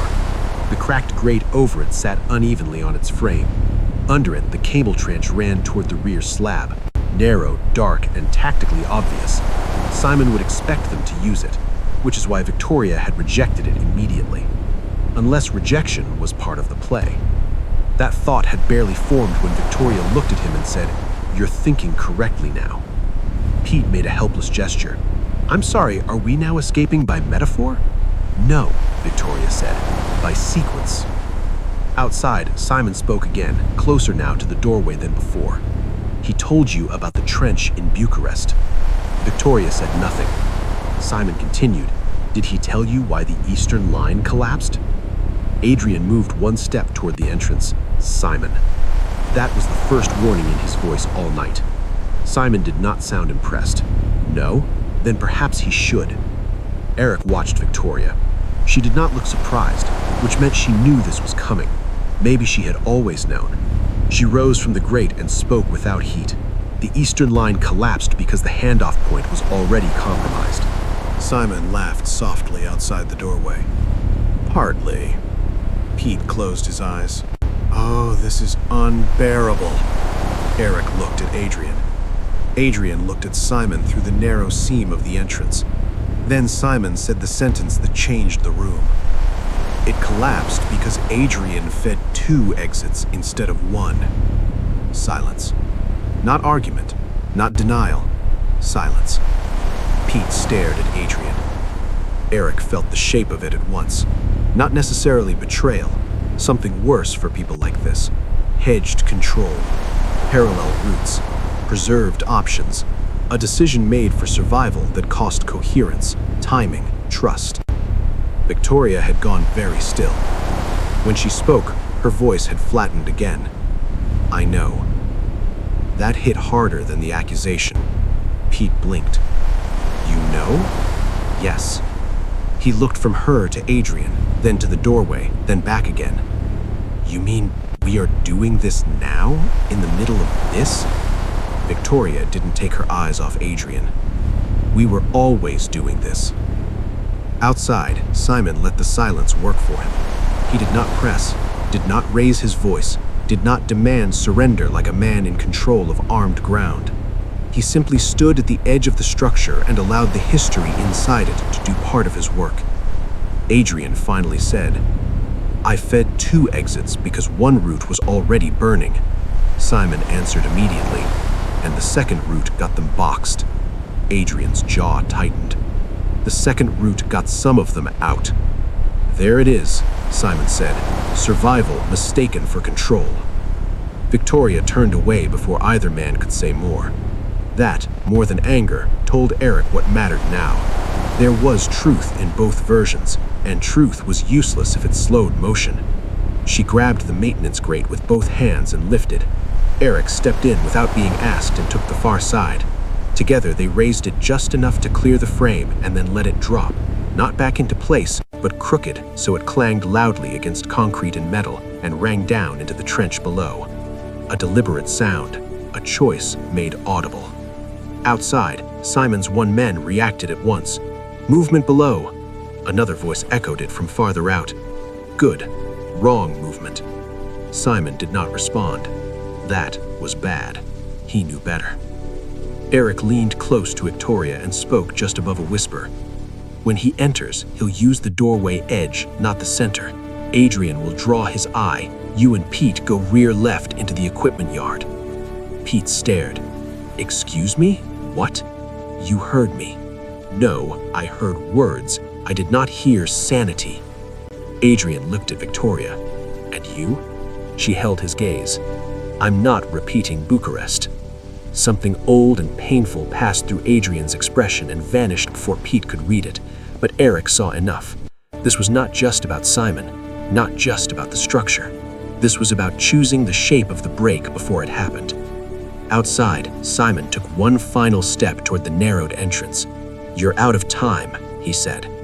Victoria replied, no. Then she looked at Adrian. Now you are. And in the same instant, she kicked the bent grate hard into the maintenance pit. It crashed downward through metal and concrete with a spectacular echoing roar. Every eye outside would go to the floor. Every instinct would read downward escape. And Adrian moved at once, not back, not down, but straight toward the doorway, stepping into Simon's line before the sound had even finished ringing. The doorway line. Adrian hit the doorway before the sound from the falling grate had finished rolling through the pump house floor. It wasn't a charge, it was a cut. A precise, violent step into the threshold that turned Simon's angle into a problem instead of an advantage. Eric saw only pieces of it. The shift of Adrian's shoulder, the flash of motion at the entrance, the bent sheet metal panel jerking sideways as the doorway narrowed and changed shape around 2 men who knew exactly how much space a body needed to ruin another man's timing. Simon had already committed to the edge of the entrance, exactly as Victoria predicted. That was all Adrian needed. The first impact was silent from where Eric stood, not because it made no noise, but because the room was still carrying the ringing roar of the grate crashing into the trench below. The visual reached him first. Simon's arm knocked offline, Adrian's forearm driving inside it, the doorway becoming a knot of motion too tight for a clean shot or a clean read. Victoria snapped her hand toward the rear. Go. Pete did not argue. This was the clearest sign yet that the night had finally stripped him down to instinct. He moved at once toward the back opening, half crouched, half stumbling, one hand out to avoid slamming into the rear wall on the way past. Eric followed, but not before one last glance toward the entrance. Simon had recovered faster than should have been possible. Of course he had. He had given up the first angle, but not the second. He twisted with Adrian at the threshold, using the bent sheet metal, the door frame, and the crush of space the same way Adrian did. 2 men fighting not like brawlers, but like engineers trying to break the same machine in opposite directions. No gunshots. Not yet. Too close. Too many hard angles. Too much chance of ricochet in a room already full of metal. Victoria was the last to leave the center of the room. Before she moved, she kicked the rusted cabinet on the side wall hard enough to tip it fully over. It crashed beside the maintenance pit with another screaming metallic bang, adding one more false sound to the downward narrative she had already built. Then she was through the rear opening with Eric and Pete, out into the lower equipment yard. Moonlight met them in broken strips across concrete pads and buried piping. The yard below the pump house felt different from the rest of the property, less open than the service lane, more industrial than agricultural. The ground was divided by old channels, knee-high housings, cut pipe runs, and cracked maintenance islands that turned the space into a grid of partial cover and dead angles. To the far end, the maintenance crane Eric had seen earlier sat frozen on a short rail, its arm locked over an empty service pit. Beyond it rose a perimeter fence, and farther still, a line of black trees. Possible exit. Probably not the real one. Behind them, in the pump house doorway, Simon and Adrian crashed against the outer frame hard enough to ring the metal panel like a struck bell. Pete flinched and looked back. "We're leaving him?" Victoria did not move. "He knows the timing." "That is not an answer." "It's the only one you have." She angled them left through the lower yard, not toward the crane, but to a line of low concrete housings that sat like broken teeth across the middle ground. Eric followed, keeping low. Pete followed him, breathing too hard, shoes slapping wet dust and grit off the concrete. From behind, one of Simon's men shouted near the front of the pump house. Then another voice from the service strip answered. They had heard the great crash. They believed the trench route was live. Some would commit downward, others would hold for Simon's call. Good. Maybe. Victoria reached the first housing and crouched behind it, forcing the other two down with her. Eric dropped into cover beside her. Pete landed less gracefully and nearly slid on damp moss growing over the concrete edge. "Tell me," Pete whispered harshly, "that there is actually a reason we are hiding in a yard full of dead machinery." Victoria looked past the housing toward the crane rail. "There is." "What is it?" "That." Pete followed her line and frowned. "The crane?" "The pit under it." Pete stared. "Oh, absolutely not." Eric looked harder. The maintenance crane sat over a rectangular service cut in the concrete, maybe 12 feet long and 4 feet wide, covered in parts by rusted grating and in parts by collapsed debris. Around it lay coils of cable, a broken motor housing, and the remains of an old switch pedestal. Another hole in the ground, another dead system, another route no sane person would choose unless sanity had become less important than staying alive. From behind in the pump house came the first gunshot. Short, contained, violently loud in the open yard. Pete recoiled. Was that Adrian? Victoria listened for one beat. No. How do you know? Because Simon wouldn't fire first from that angle unless he'd lost the clean line. A second shot came almost immediately. Then silence. Not long silence, decision silence. Eric glanced back toward the pump house rear opening. Nobody emerged yet. That was worse than seeing someone. Victoria rose into a low crouch. We move on the next sound. Pete shut his eyes briefly. You say things like we're in a lesson. We are. No, Pete said, I'm in a punishment. The next sound wasn't from the pump house. It came from their right. A flashlight beam cut across the lower yard, sweeping the tops of the concrete housings in a pale arc. One of Simon's outer teams had pushed farther around than expected and found a partial angle into the equipment grid. Victoria saw it instantly. Now. They broke from cover and ran for the crane pit. This yard was harder to cross than it looked. Buried pipes rose unexpectedly under loose dust. Broken channels forced jumps or bad steps. Eric clipped one rusted flange with his boot and almost went down, but recovered without losing pace. Pete hit the same section and did go down, one knee slamming hard into concrete with a crack Eric felt in his own teeth. Pete gasped, rolled, and got back up somehow. No complaint. That scared Eric more than the fall. The flashlight caught movement behind them and jerked lower. A shout followed, then a shot. It hit the far side of a concrete housing they had just left and burst stone into white fragments. Victoria reached the crane pit first and dropped behind the nearest section of rusted grating. Eric came in beside her. Pete hit the ground a beat later and stayed down, hands on the concrete, trying to catch enough breath to remain useful. Up close, the pit looked worse than the others. Deeper, rougher. Not a neat service trench, but a maintenance cavity under the crane rail, half choked with collapsed ladder sections, old cable drums, and standing black water. One side still held a narrow descent path where iron rungs had once been fixed into the wall. Most of them were gone. Enough remained to climb if you accepted the possibility of falling. Victoria looked down, then at Eric. Can you do that? He followed her gaze.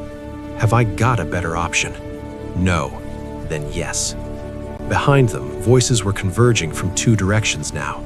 The right side light team that had found the yard, and the service strip men still working the pump house and trench narrative. The perimeter was closing again, too fast. Then Adrian came out of the pump house rear opening at a dead run, alone. No sign of Simon. Pete saw him and whispered, "That seems bad." Adrian reached the first concrete housing, dropped behind it for half a second, then shouted across the yard, "Down!" They all went flat instantly. A shot cracked from the pump house rear and passed exactly where Adrian would have been if he'd stayed upright one beat longer. Simon had emerged. Eric felt the shape of the situation tighten again. Adrian pushed off cover and sprinted for the crane pit. Simon did not chase blindly. He stepped out into the rear opening of the pump house, weapon low, eyes on the yard, recalculating all over again now that the downward escape had proven false and the real line had reappeared farther out. Victoria looked at Adrian approaching, then down into the crane pit, then back at Simon. And Eric knew from her face before she said it that the next move would hurt. When Adrian slid in behind the crane housing, she said, very quietly, "We don't all go down." Not all of us go down. For half a second, nobody answered her. The lower equipment yard held all the wrong kinds of sound at once. Distant voices collapsing inward from the service strip, the flashlight team on the right adjusting position after Adrian's warning, the metal tick of the crane rail cooling under night air, and behind it all the quieter, more dangerous silence from the pump house rear, where Simon had stopped to think instead of rushing. Adrian hit the concrete beside them and slid into cover behind the crane housing, breath controlled, sleeve dirt-streaked, one side of his coat torn higher than before. Pete looked from him to Victoria. "No," he said. Victoria kept her eyes on the pit. "Yes." Pete shook his head harder. "No, every time you say things in that tone, somebody ends up in a worse place." Eric looked down into the maintenance cavity. The drop was maybe 9 feet from the edge where they crouched, a little less on the far side where collapsed debris had built a sloping mess of rusted ladder, broken grating, and old cable drums. Black water stood in sections of the floor below. The remaining iron rungs in the wall were corroded and incomplete. One person could get down quickly enough, 2 if they didn't mind broken skin, 4 would bottleneck and die there. Victoria had seen the arithmetic instantly. Adrian did too. "How many?" he asked.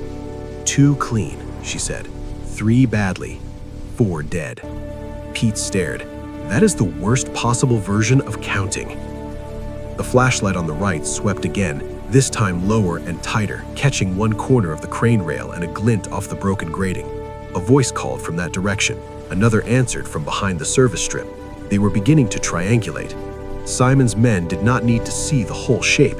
They only needed enough of it to compress the next decision. Adrian looked at Victoria. "You go." She didn't answer. He tried again, flatter. "You and Eric." That made Pete sit upright despite the danger. Interesting, very interesting that I'm apparently not one of the names in that sentence. "No," Adrian said, "you're with me."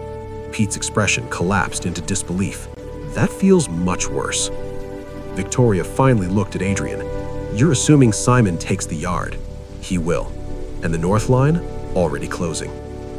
She glanced once toward the perimeter fence beyond the crane.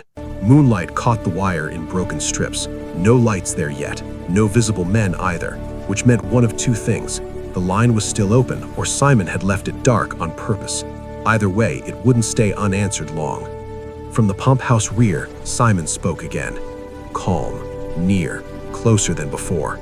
"The pit is too slow." Pete made a tiny sound of horror. "Please stop letting him be right from a distance." Victoria did not rise to answer Simon. Instead, she asked Adrian, "Did you prep the rail?" Adrian's eyes shifted to the crane mechanism. Once. That was answer enough. Eric followed the glance. At the base of the old crane pedestal sat a half-buried housing connected to the rail switch by armored conduit. One side had been pried open long ago. Inside, dead relays and cut wire should have made the whole thing useless. Should have. Pete noticed the look exchange and immediately regretted it. "No," he said. "No more systems, no more old machinery, no more weird industrial ideas." Adrian ignored him. "The rail still has manual travel." Eric frowned. "You mean the crane moves?" "A little." Pete shut his eyes. Of course it does. Victoria looked from the rail to the pit and back. The geometry clicked into place for her exactly as it did for Eric. Not escape through the pit, partial descent, shift the rail, break sightline, force Simon to commit around the wrong side of the crane, while 2 people drop below and 2 stay above to distort the count. Narrative again. She nodded once. Eric with me. Pete lifted one hand weakly. I deeply resent your consistency. Adrian looked at him. You can still run? Pete stared back. What kind of question is that? The useful kind. Pete glanced at the converging lights, at Simon's voice in the dark, at the pit, at the dead crane. Then he said, with unexpected honesty, "Yes." Adrian nodded. "Good." From the pump house side, footsteps moved. Not Simon, one of his men pushing the right edge of the lower yard, trying to catch a line onto the crane from the side while Simon held the center. The flashlight beam sharpened again. Too close now. Victoria put a hand on Eric's shoulder. "When I say drop, don't test the rung. Use the sloped debris on the left, faster." He nodded. "Then what? Stay low in the pit and move under the rail bed." "That sounds unstable." "It is." Pete laughed once helplessly. "I'm surrounded by people for whom that isn't a deterrent." Adrian was already at the crane pedestal, hands inside the open housing. He didn't seem to be repairing anything. He was releasing something, some manual lock or travel brake buried in the mechanism. Metal clicked once, then again. Then a deeper, older sound followed, a shift in weight somewhere along the rail. The crane had not moved in years. That didn't mean it was done. Simon heard it immediately. "Adrian!" No answer.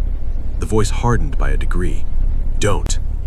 Adrian put his shoulder into the side of the crane control arm and shoved. For a terrifying second, nothing happened. Then the old crane carriage lurched on its rail with a shriek of rust and frozen bearings. It moved maybe 8 inches, enough to change the yard, enough to swing the suspended arm and broken hook assembly into a new angle over the pit, and throw a wider, uglier shadow across the concrete, enough to make every eye outside go to the noise. "Drop," Victoria said. She went first. Not down the rung line exactly as promised, but onto the sloped collapse at the left edge of the pit. Rusted ladder, broken grate, and cable drop shifted under her weight, but held long enough to take her halfway down before she slid the rest of the way into the black lower cavity. Eric followed before the debris could settle. The drop was worse than it looked. Metal rolled under his boot. His left hand caught a jagged rail edge and tore skin. Then gravity took over and he slid into cold darkness, hit standing water to the shin, and caught himself against the wall below the crane rail bed. Above, Pete shouted, "That looked terrible." Adrian answered, "Then don't copy it." Gunfire cracked from the right side of the yard. 1 shot, then 2 more. Not aimed at the pit floor. Too much metal, too many ricochets. The rounds hit the crane arm and rail supports instead, ringing the whole structure with ugly industrial thunder. Victoria crouched in the dark beside Eric, one hand on the underside of the rail bed. "Further in," she said. They moved under the crane housing line, bent low in oil-black water and old mechanical shadow. Above them, the pit edge became a fractured sky of moonlight, rusted grating. Adrian's legs braced near the control arm, and Pete flattening himself behind the concrete lip like a man trying to negotiate with physics. Simon's voice came from closer than before. He had advanced into the yard. "2 down," he said. Victoria looked up through the lattice of broken metal and whispered to Eric, "He wants the other 2 fixed above." As if in answer, Adrian kicked one of the loose grate sections hard across the pit mouth. It skidded, clanged, and caught crookedly against the far edge, partially screening the drop and making the pit look more blocked than it was. Good. Bad. Both. Pete shouted from above, "Tell me when the next impossible thing starts." Adrian said, "It already has." Then Simon gave an order that changed the whole shape again. "Hold the pit. Take the fence." Victoria lifted her head sharply. The perimeter. Of course. If Simon couldn't collapse the crane fast enough, he would close the fence line and own the exit beyond it. He didn't need to kill them in the pit. He only needed to make the pit the wrong choice and the fence the unavailable one. Eric understood the implication instantly. So did she. This was no longer about getting down alive. It was about getting out before the top and bottom of the yard became the same trap. Victoria looked up at Adrian through the iron shadow, then said the sentence quietly, like a choice she hated but had already made. Then Pete comes down. You don't.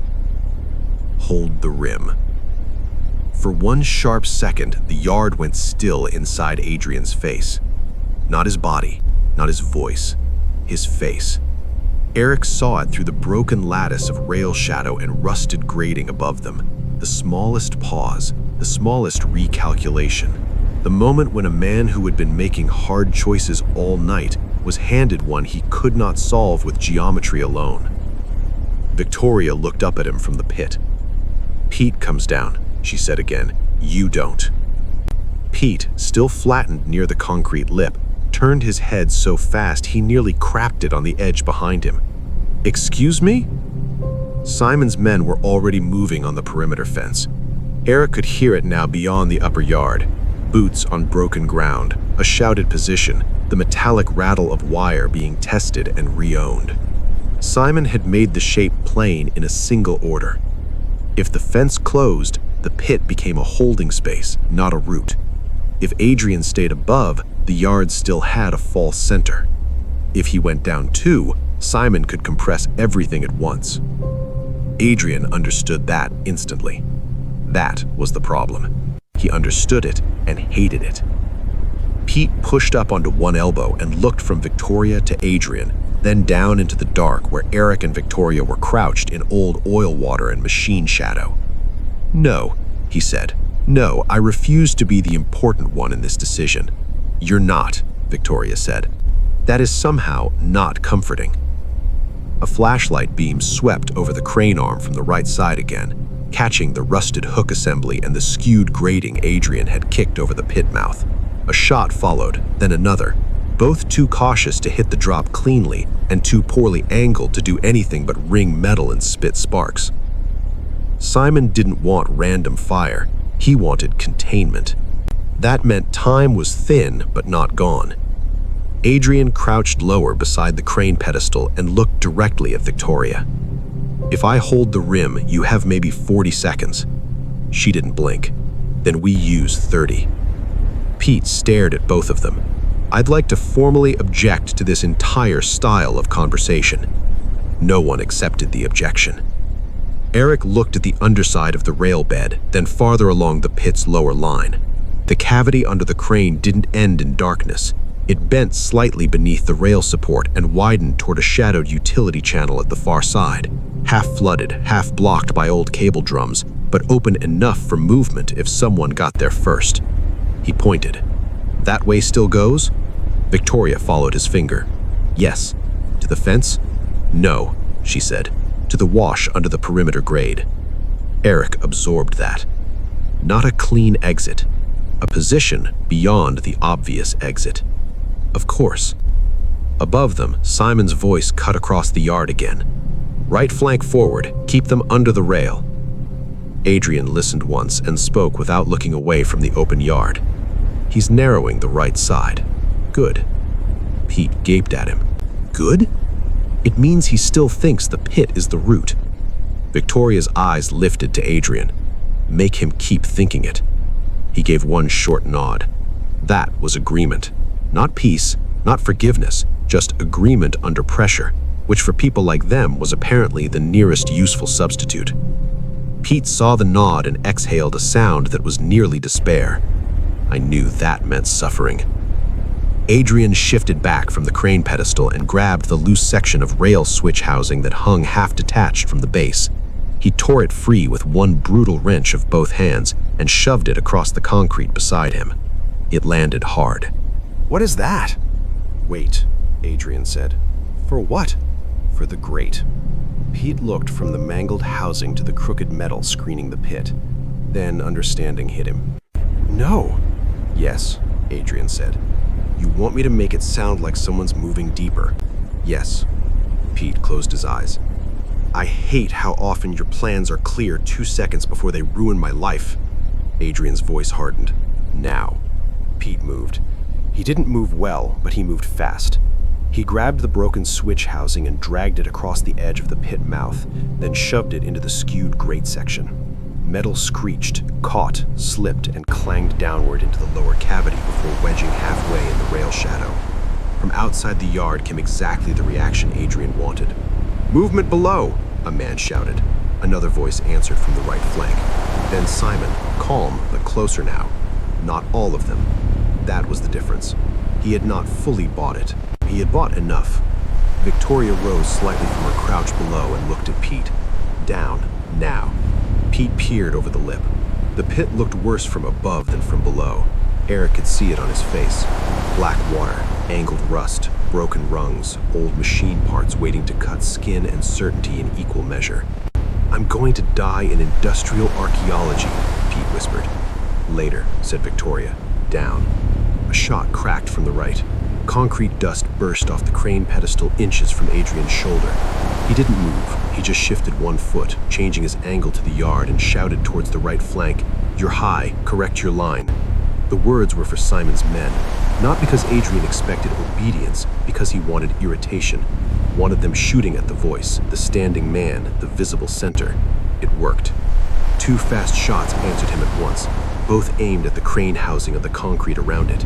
Pete used the noise. He swung himself over the lip of the pit, found the sloped collapse with 1 foot, lost it, cursed, dropped harder than intended, and half slid, half fell into the lower cavity beside Eric in a spray of black water and rust flakes. He hit shoulder first and rolled into the rail shadow with a grunt that sounded expensive. "You alive?" Eric whispered. Pete stared up at the underside of the crane like it had personally offended him. Emotionally? No. Above them, Adrian had become the whole upper yard. Simon knew it. Eric could hear it in the rhythm outside. No rush to the pit. No blind collapse of men inward. Adrian had anchored the eyes and pressure of the field by staying above. 1 man on the rim was somehow worth more attention than 3 below. Victoria knew it too. That was why she wasn't looking at Adrian anymore. She was looking into the lower utility channel beyond the rail bed. "Move," she said. "Single line, no light, no noise you don't need." Pete pushed himself up, grimacing as he tested 1 leg. "I need better categories of noise." Victoria ignored him and slipped forward under the rail support, deeper into the crane understructure where the black water narrowed into a low channel running beneath the perimeter grade. Eric followed, then Pete. For the first few feet, all they had above them was the thunder of old metal taking rounds and the sharper, more deliberate commands Simon was giving in the yard. Then came something new, Adrian's voice, clear, level, carrying across the concrete. "You want the pit?" A short pause. Then Simon, from somewhere beyond the crane, "No, I want the choice under it." Eric glanced back through the iron supports. From this angle, he could see only fragments. Adrian's legs braced by the crane pedestal, the broken grate obscuring the pit mouth, a slice of moonlight, then the moving beam of 1 flashlight, then another. Simon himself was not visible, which meant he had advanced into a blind angle Adrian could not own cleanly. Bad. Eric heard it too. "He's shifting left," she whispered. "How do you know?" Pete asked. "Because Adrian stopped talking to his men and started talking to him. That meant the true line of danger had changed from the teams to the man." Eric felt cold all along his spine that had nothing to do with the water. The lower channel bent again and widened under a slab where the perimeter grade overhead had cracked years ago. Roots hung through the seam. Broken conduit ran along 1 wall and vanished into mud. Ahead, a faint wash of open night returned. Not the fence itself, something just inside it. Possible.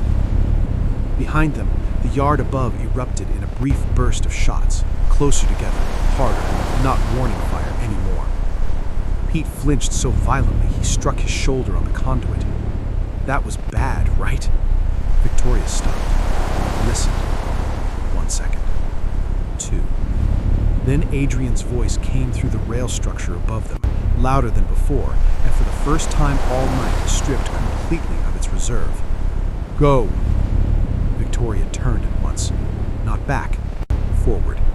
That answered the question more brutally than words could. They pushed deeper into the lower channel toward the faint open dark beyond the grade, and behind them, in the yard above, Simon Voss said something Eric could not fully hear, only the final words carried cleanly through iron and concrete. Should have left you in Bucharest. Under the perimeter grade. They moved faster after that, not because Victoria told them to, not because the channel had suddenly become easier, because Adrian's voice had changed, and all three of them had heard what it meant. The lower channel beneath the perimeter grade was narrower than the crane pit and rougher than the earlier service trenches. This wasn't an engineered route so much as the leftover space where several dead systems overlapped. Runoff, buried conduit, settlement cracks, and the long, slow collapse of maintenance no one had cared about in years. Eric went second now, close behind Victoria, with Pete behind him breathing through pain and panic and stubbornness. Black water lapped around their boots and then fell away as the channel rose. On the left, broken conduit ran in and out of the wall like old bone. On the right, roots and compacted dirt bulged through cracked concrete, making the passage feel less built than invaded. Behind them, the yard above had gone loud. Not constant gunfire, worse than that. Short bursts, hard movement, men shouting positions, the metallic scream of rounds striking the crane structure. Simon's people were no longer holding the pit at a distance. They were collapsing pressure onto the rim while also trying to own the perimeter line, which meant Adrian was doing exactly what he had said he would do, holding the shape. Pete slipped on a patch of algae or oil and nearly went down again. Eric caught his sleeve and kept him upright before the sound could become a full crash. "Thanks," Pete whispered. It was the first time all night he had said the word without sarcasm around it. Victoria didn't look back, save breath. Pete made a tiny, exhausted laugh. That sounded almost caring. It wasn't. Ahead, the channel bent beneath the heavier slab where the perimeter grade thickened overhead. The air changed there, colder but cleaner. The stale metal smell gave way to wet soil, weeds, and night air filtering through some opening farther on. Eric saw it a second later. Not an exit exactly. A fractured slot where the lower channel opened into a subsided wash running along the inside edge of the perimeter fence. Moonlight came through broken wire and bent posts in narrow lines. On the far side of the fence, black trees rose beyond a shallow drainage strip and a service access road. Possible escape. Probably not yet. Victoria reached the slot and dropped low beside it, looking not through the opening, but along the fence line in both directions. Eric crouched beside her. "What?" She pointed left. Two flashlights moved beyond the fence, far enough apart to suggest men searching the outer side by pattern rather than panic. One beam passed over the trees, the other checked the road edge and then the drainage strip. "Fence team," she said. Pete joined them and saw the lights. "Oh good, I was worried the perimeter might still be emotionally available." Victoria ignored him. Eric leaned closer to the opening and looked right. That side was darker. The fence sagged there where a section of grade had collapsed inward, dragging two posts out of alignment. Ahead, a faint wash of open night returned. Not the fence itself. Something just inside it. Possible. Behind them, the yard above erupted in a brief burst of shots. Closer together, harder, not warning fire anymore. Pete flinched so violently he struck his shoulder on the conduit. That was bad, right? Victoria stopped, listened. 1 second. 2. Then Adrian's voice came through the rail structure above them, louder than before, and for the first time all night stripped completely of its reserve. "Go!" He pointed. "That."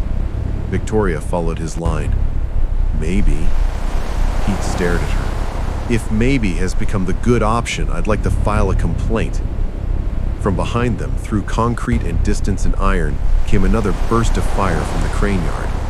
Then silence. Not complete silence, but enough for all three of them to feel it. Pete looked back over his shoulder as if he could see through the grade and steel. That was bad. Victoria didn't answer. She was listening. So was Eric now. No Adrian. No Simon. No shouted command clear enough to tell who had taken the next piece of ground. That uncertainty felt like a hand around the throat of the route ahead. Pete whispered, "Say something." Victoria kept her eyes on the darker right-hand section of fence. He's still above. Pete blinked. How do you know? Because Simon hasn't shifted the outer line. That landed. If Adrian had fallen, or Simon had fully broken the crane yard, the fence teams would already be collapsing inward to close the wash and road line. They weren't, which meant the upper fight still held enough uncertainty to keep Simon's perimeter from tightening. For now. Victoria moved first. She slid through the fractured slot in the concrete and into the narrow wash under the fence grade, using the weeds and broken shadow to stay below the outer line of sight. Eric followed immediately. Pete came after them with much less elegance, scraping his jacket on exposed wire and muttering something dark and inventive into the dirt. The wash ran parallel to the fence for about 15 feet before dipping toward the sagging section Eric had spotted. Up close, it looked worse.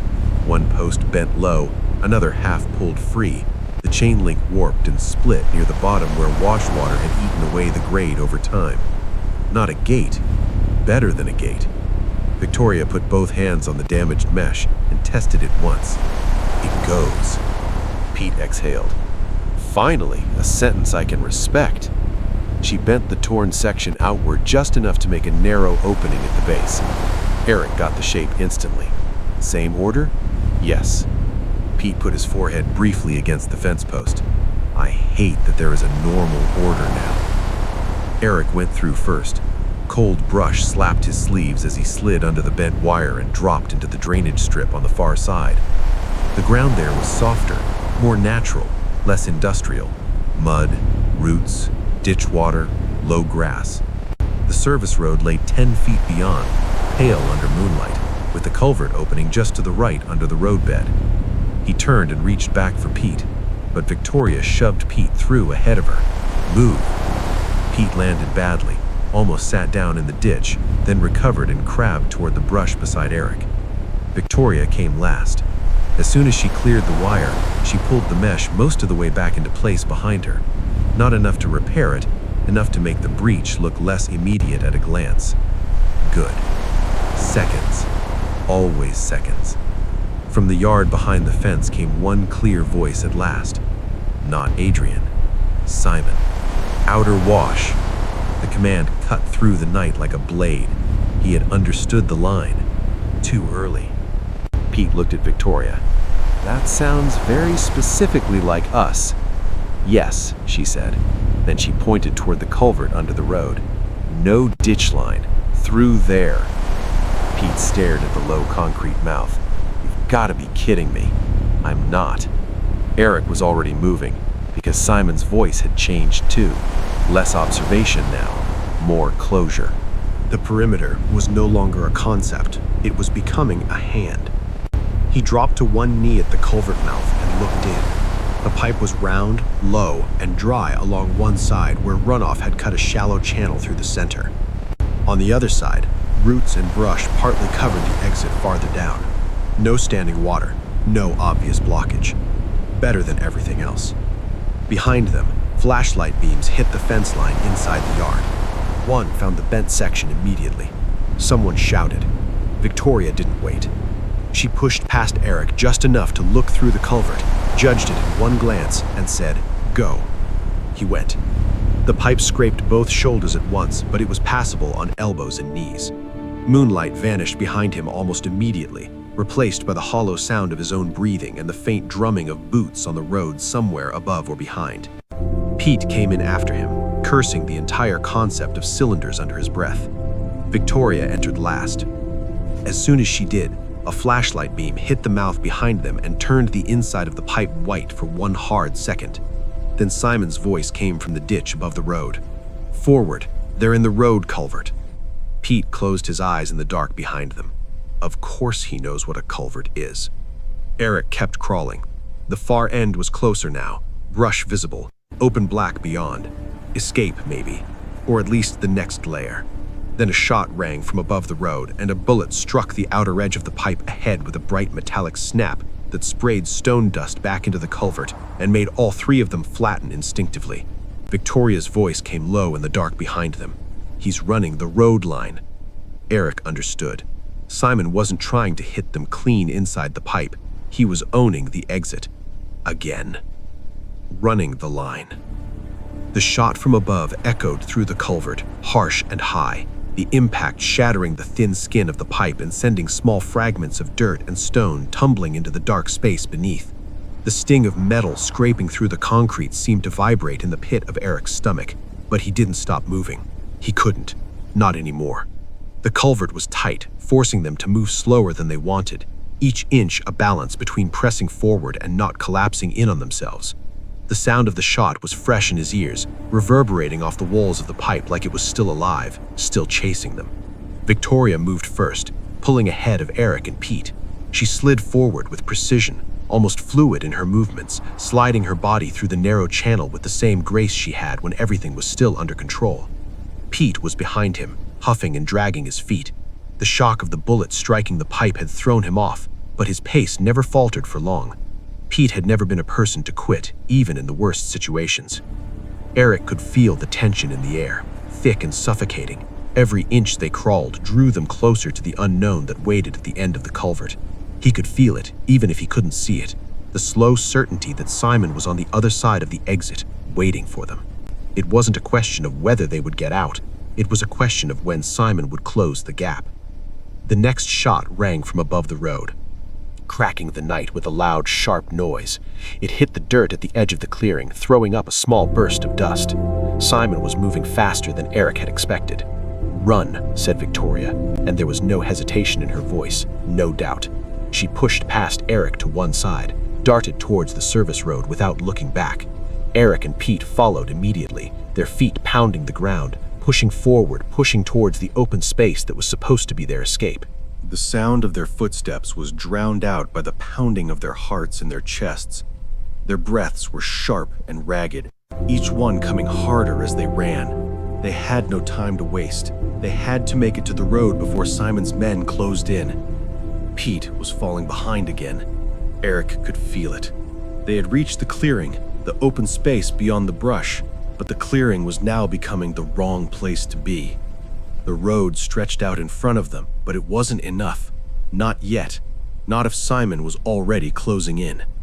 Ahead of them, Victoria reached the road first. She stopped for a second, scanning the area before she moved quickly toward the service gate. She didn't stop running. Eric reached the road next, his feet heavy with the weight of what was coming. Pete was still behind, struggling to catch up. Simon's voice rang through the night from the other side of the road. "You think you're safe?" Victoria didn't slow down. Eric took one last glance behind him. A flash of light. Simon had crossed the fence.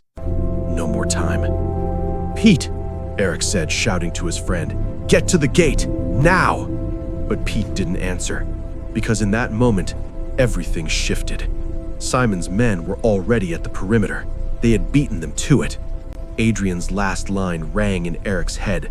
The pressure was here. The trap had closed, and all that was left was escape, or fighting through a wall of men waiting for them. Pete stumbled behind, and in that one moment of hesitation, Eric knew Simon had already sealed them in. The game had just changed again. Before they could make a move, Simon's voice came again, now closer, just beyond the service gate. "You're too late." Then there was no more running. The clearing wasn't big enough, and Simon wasn't waiting anymore. This time, he was ready.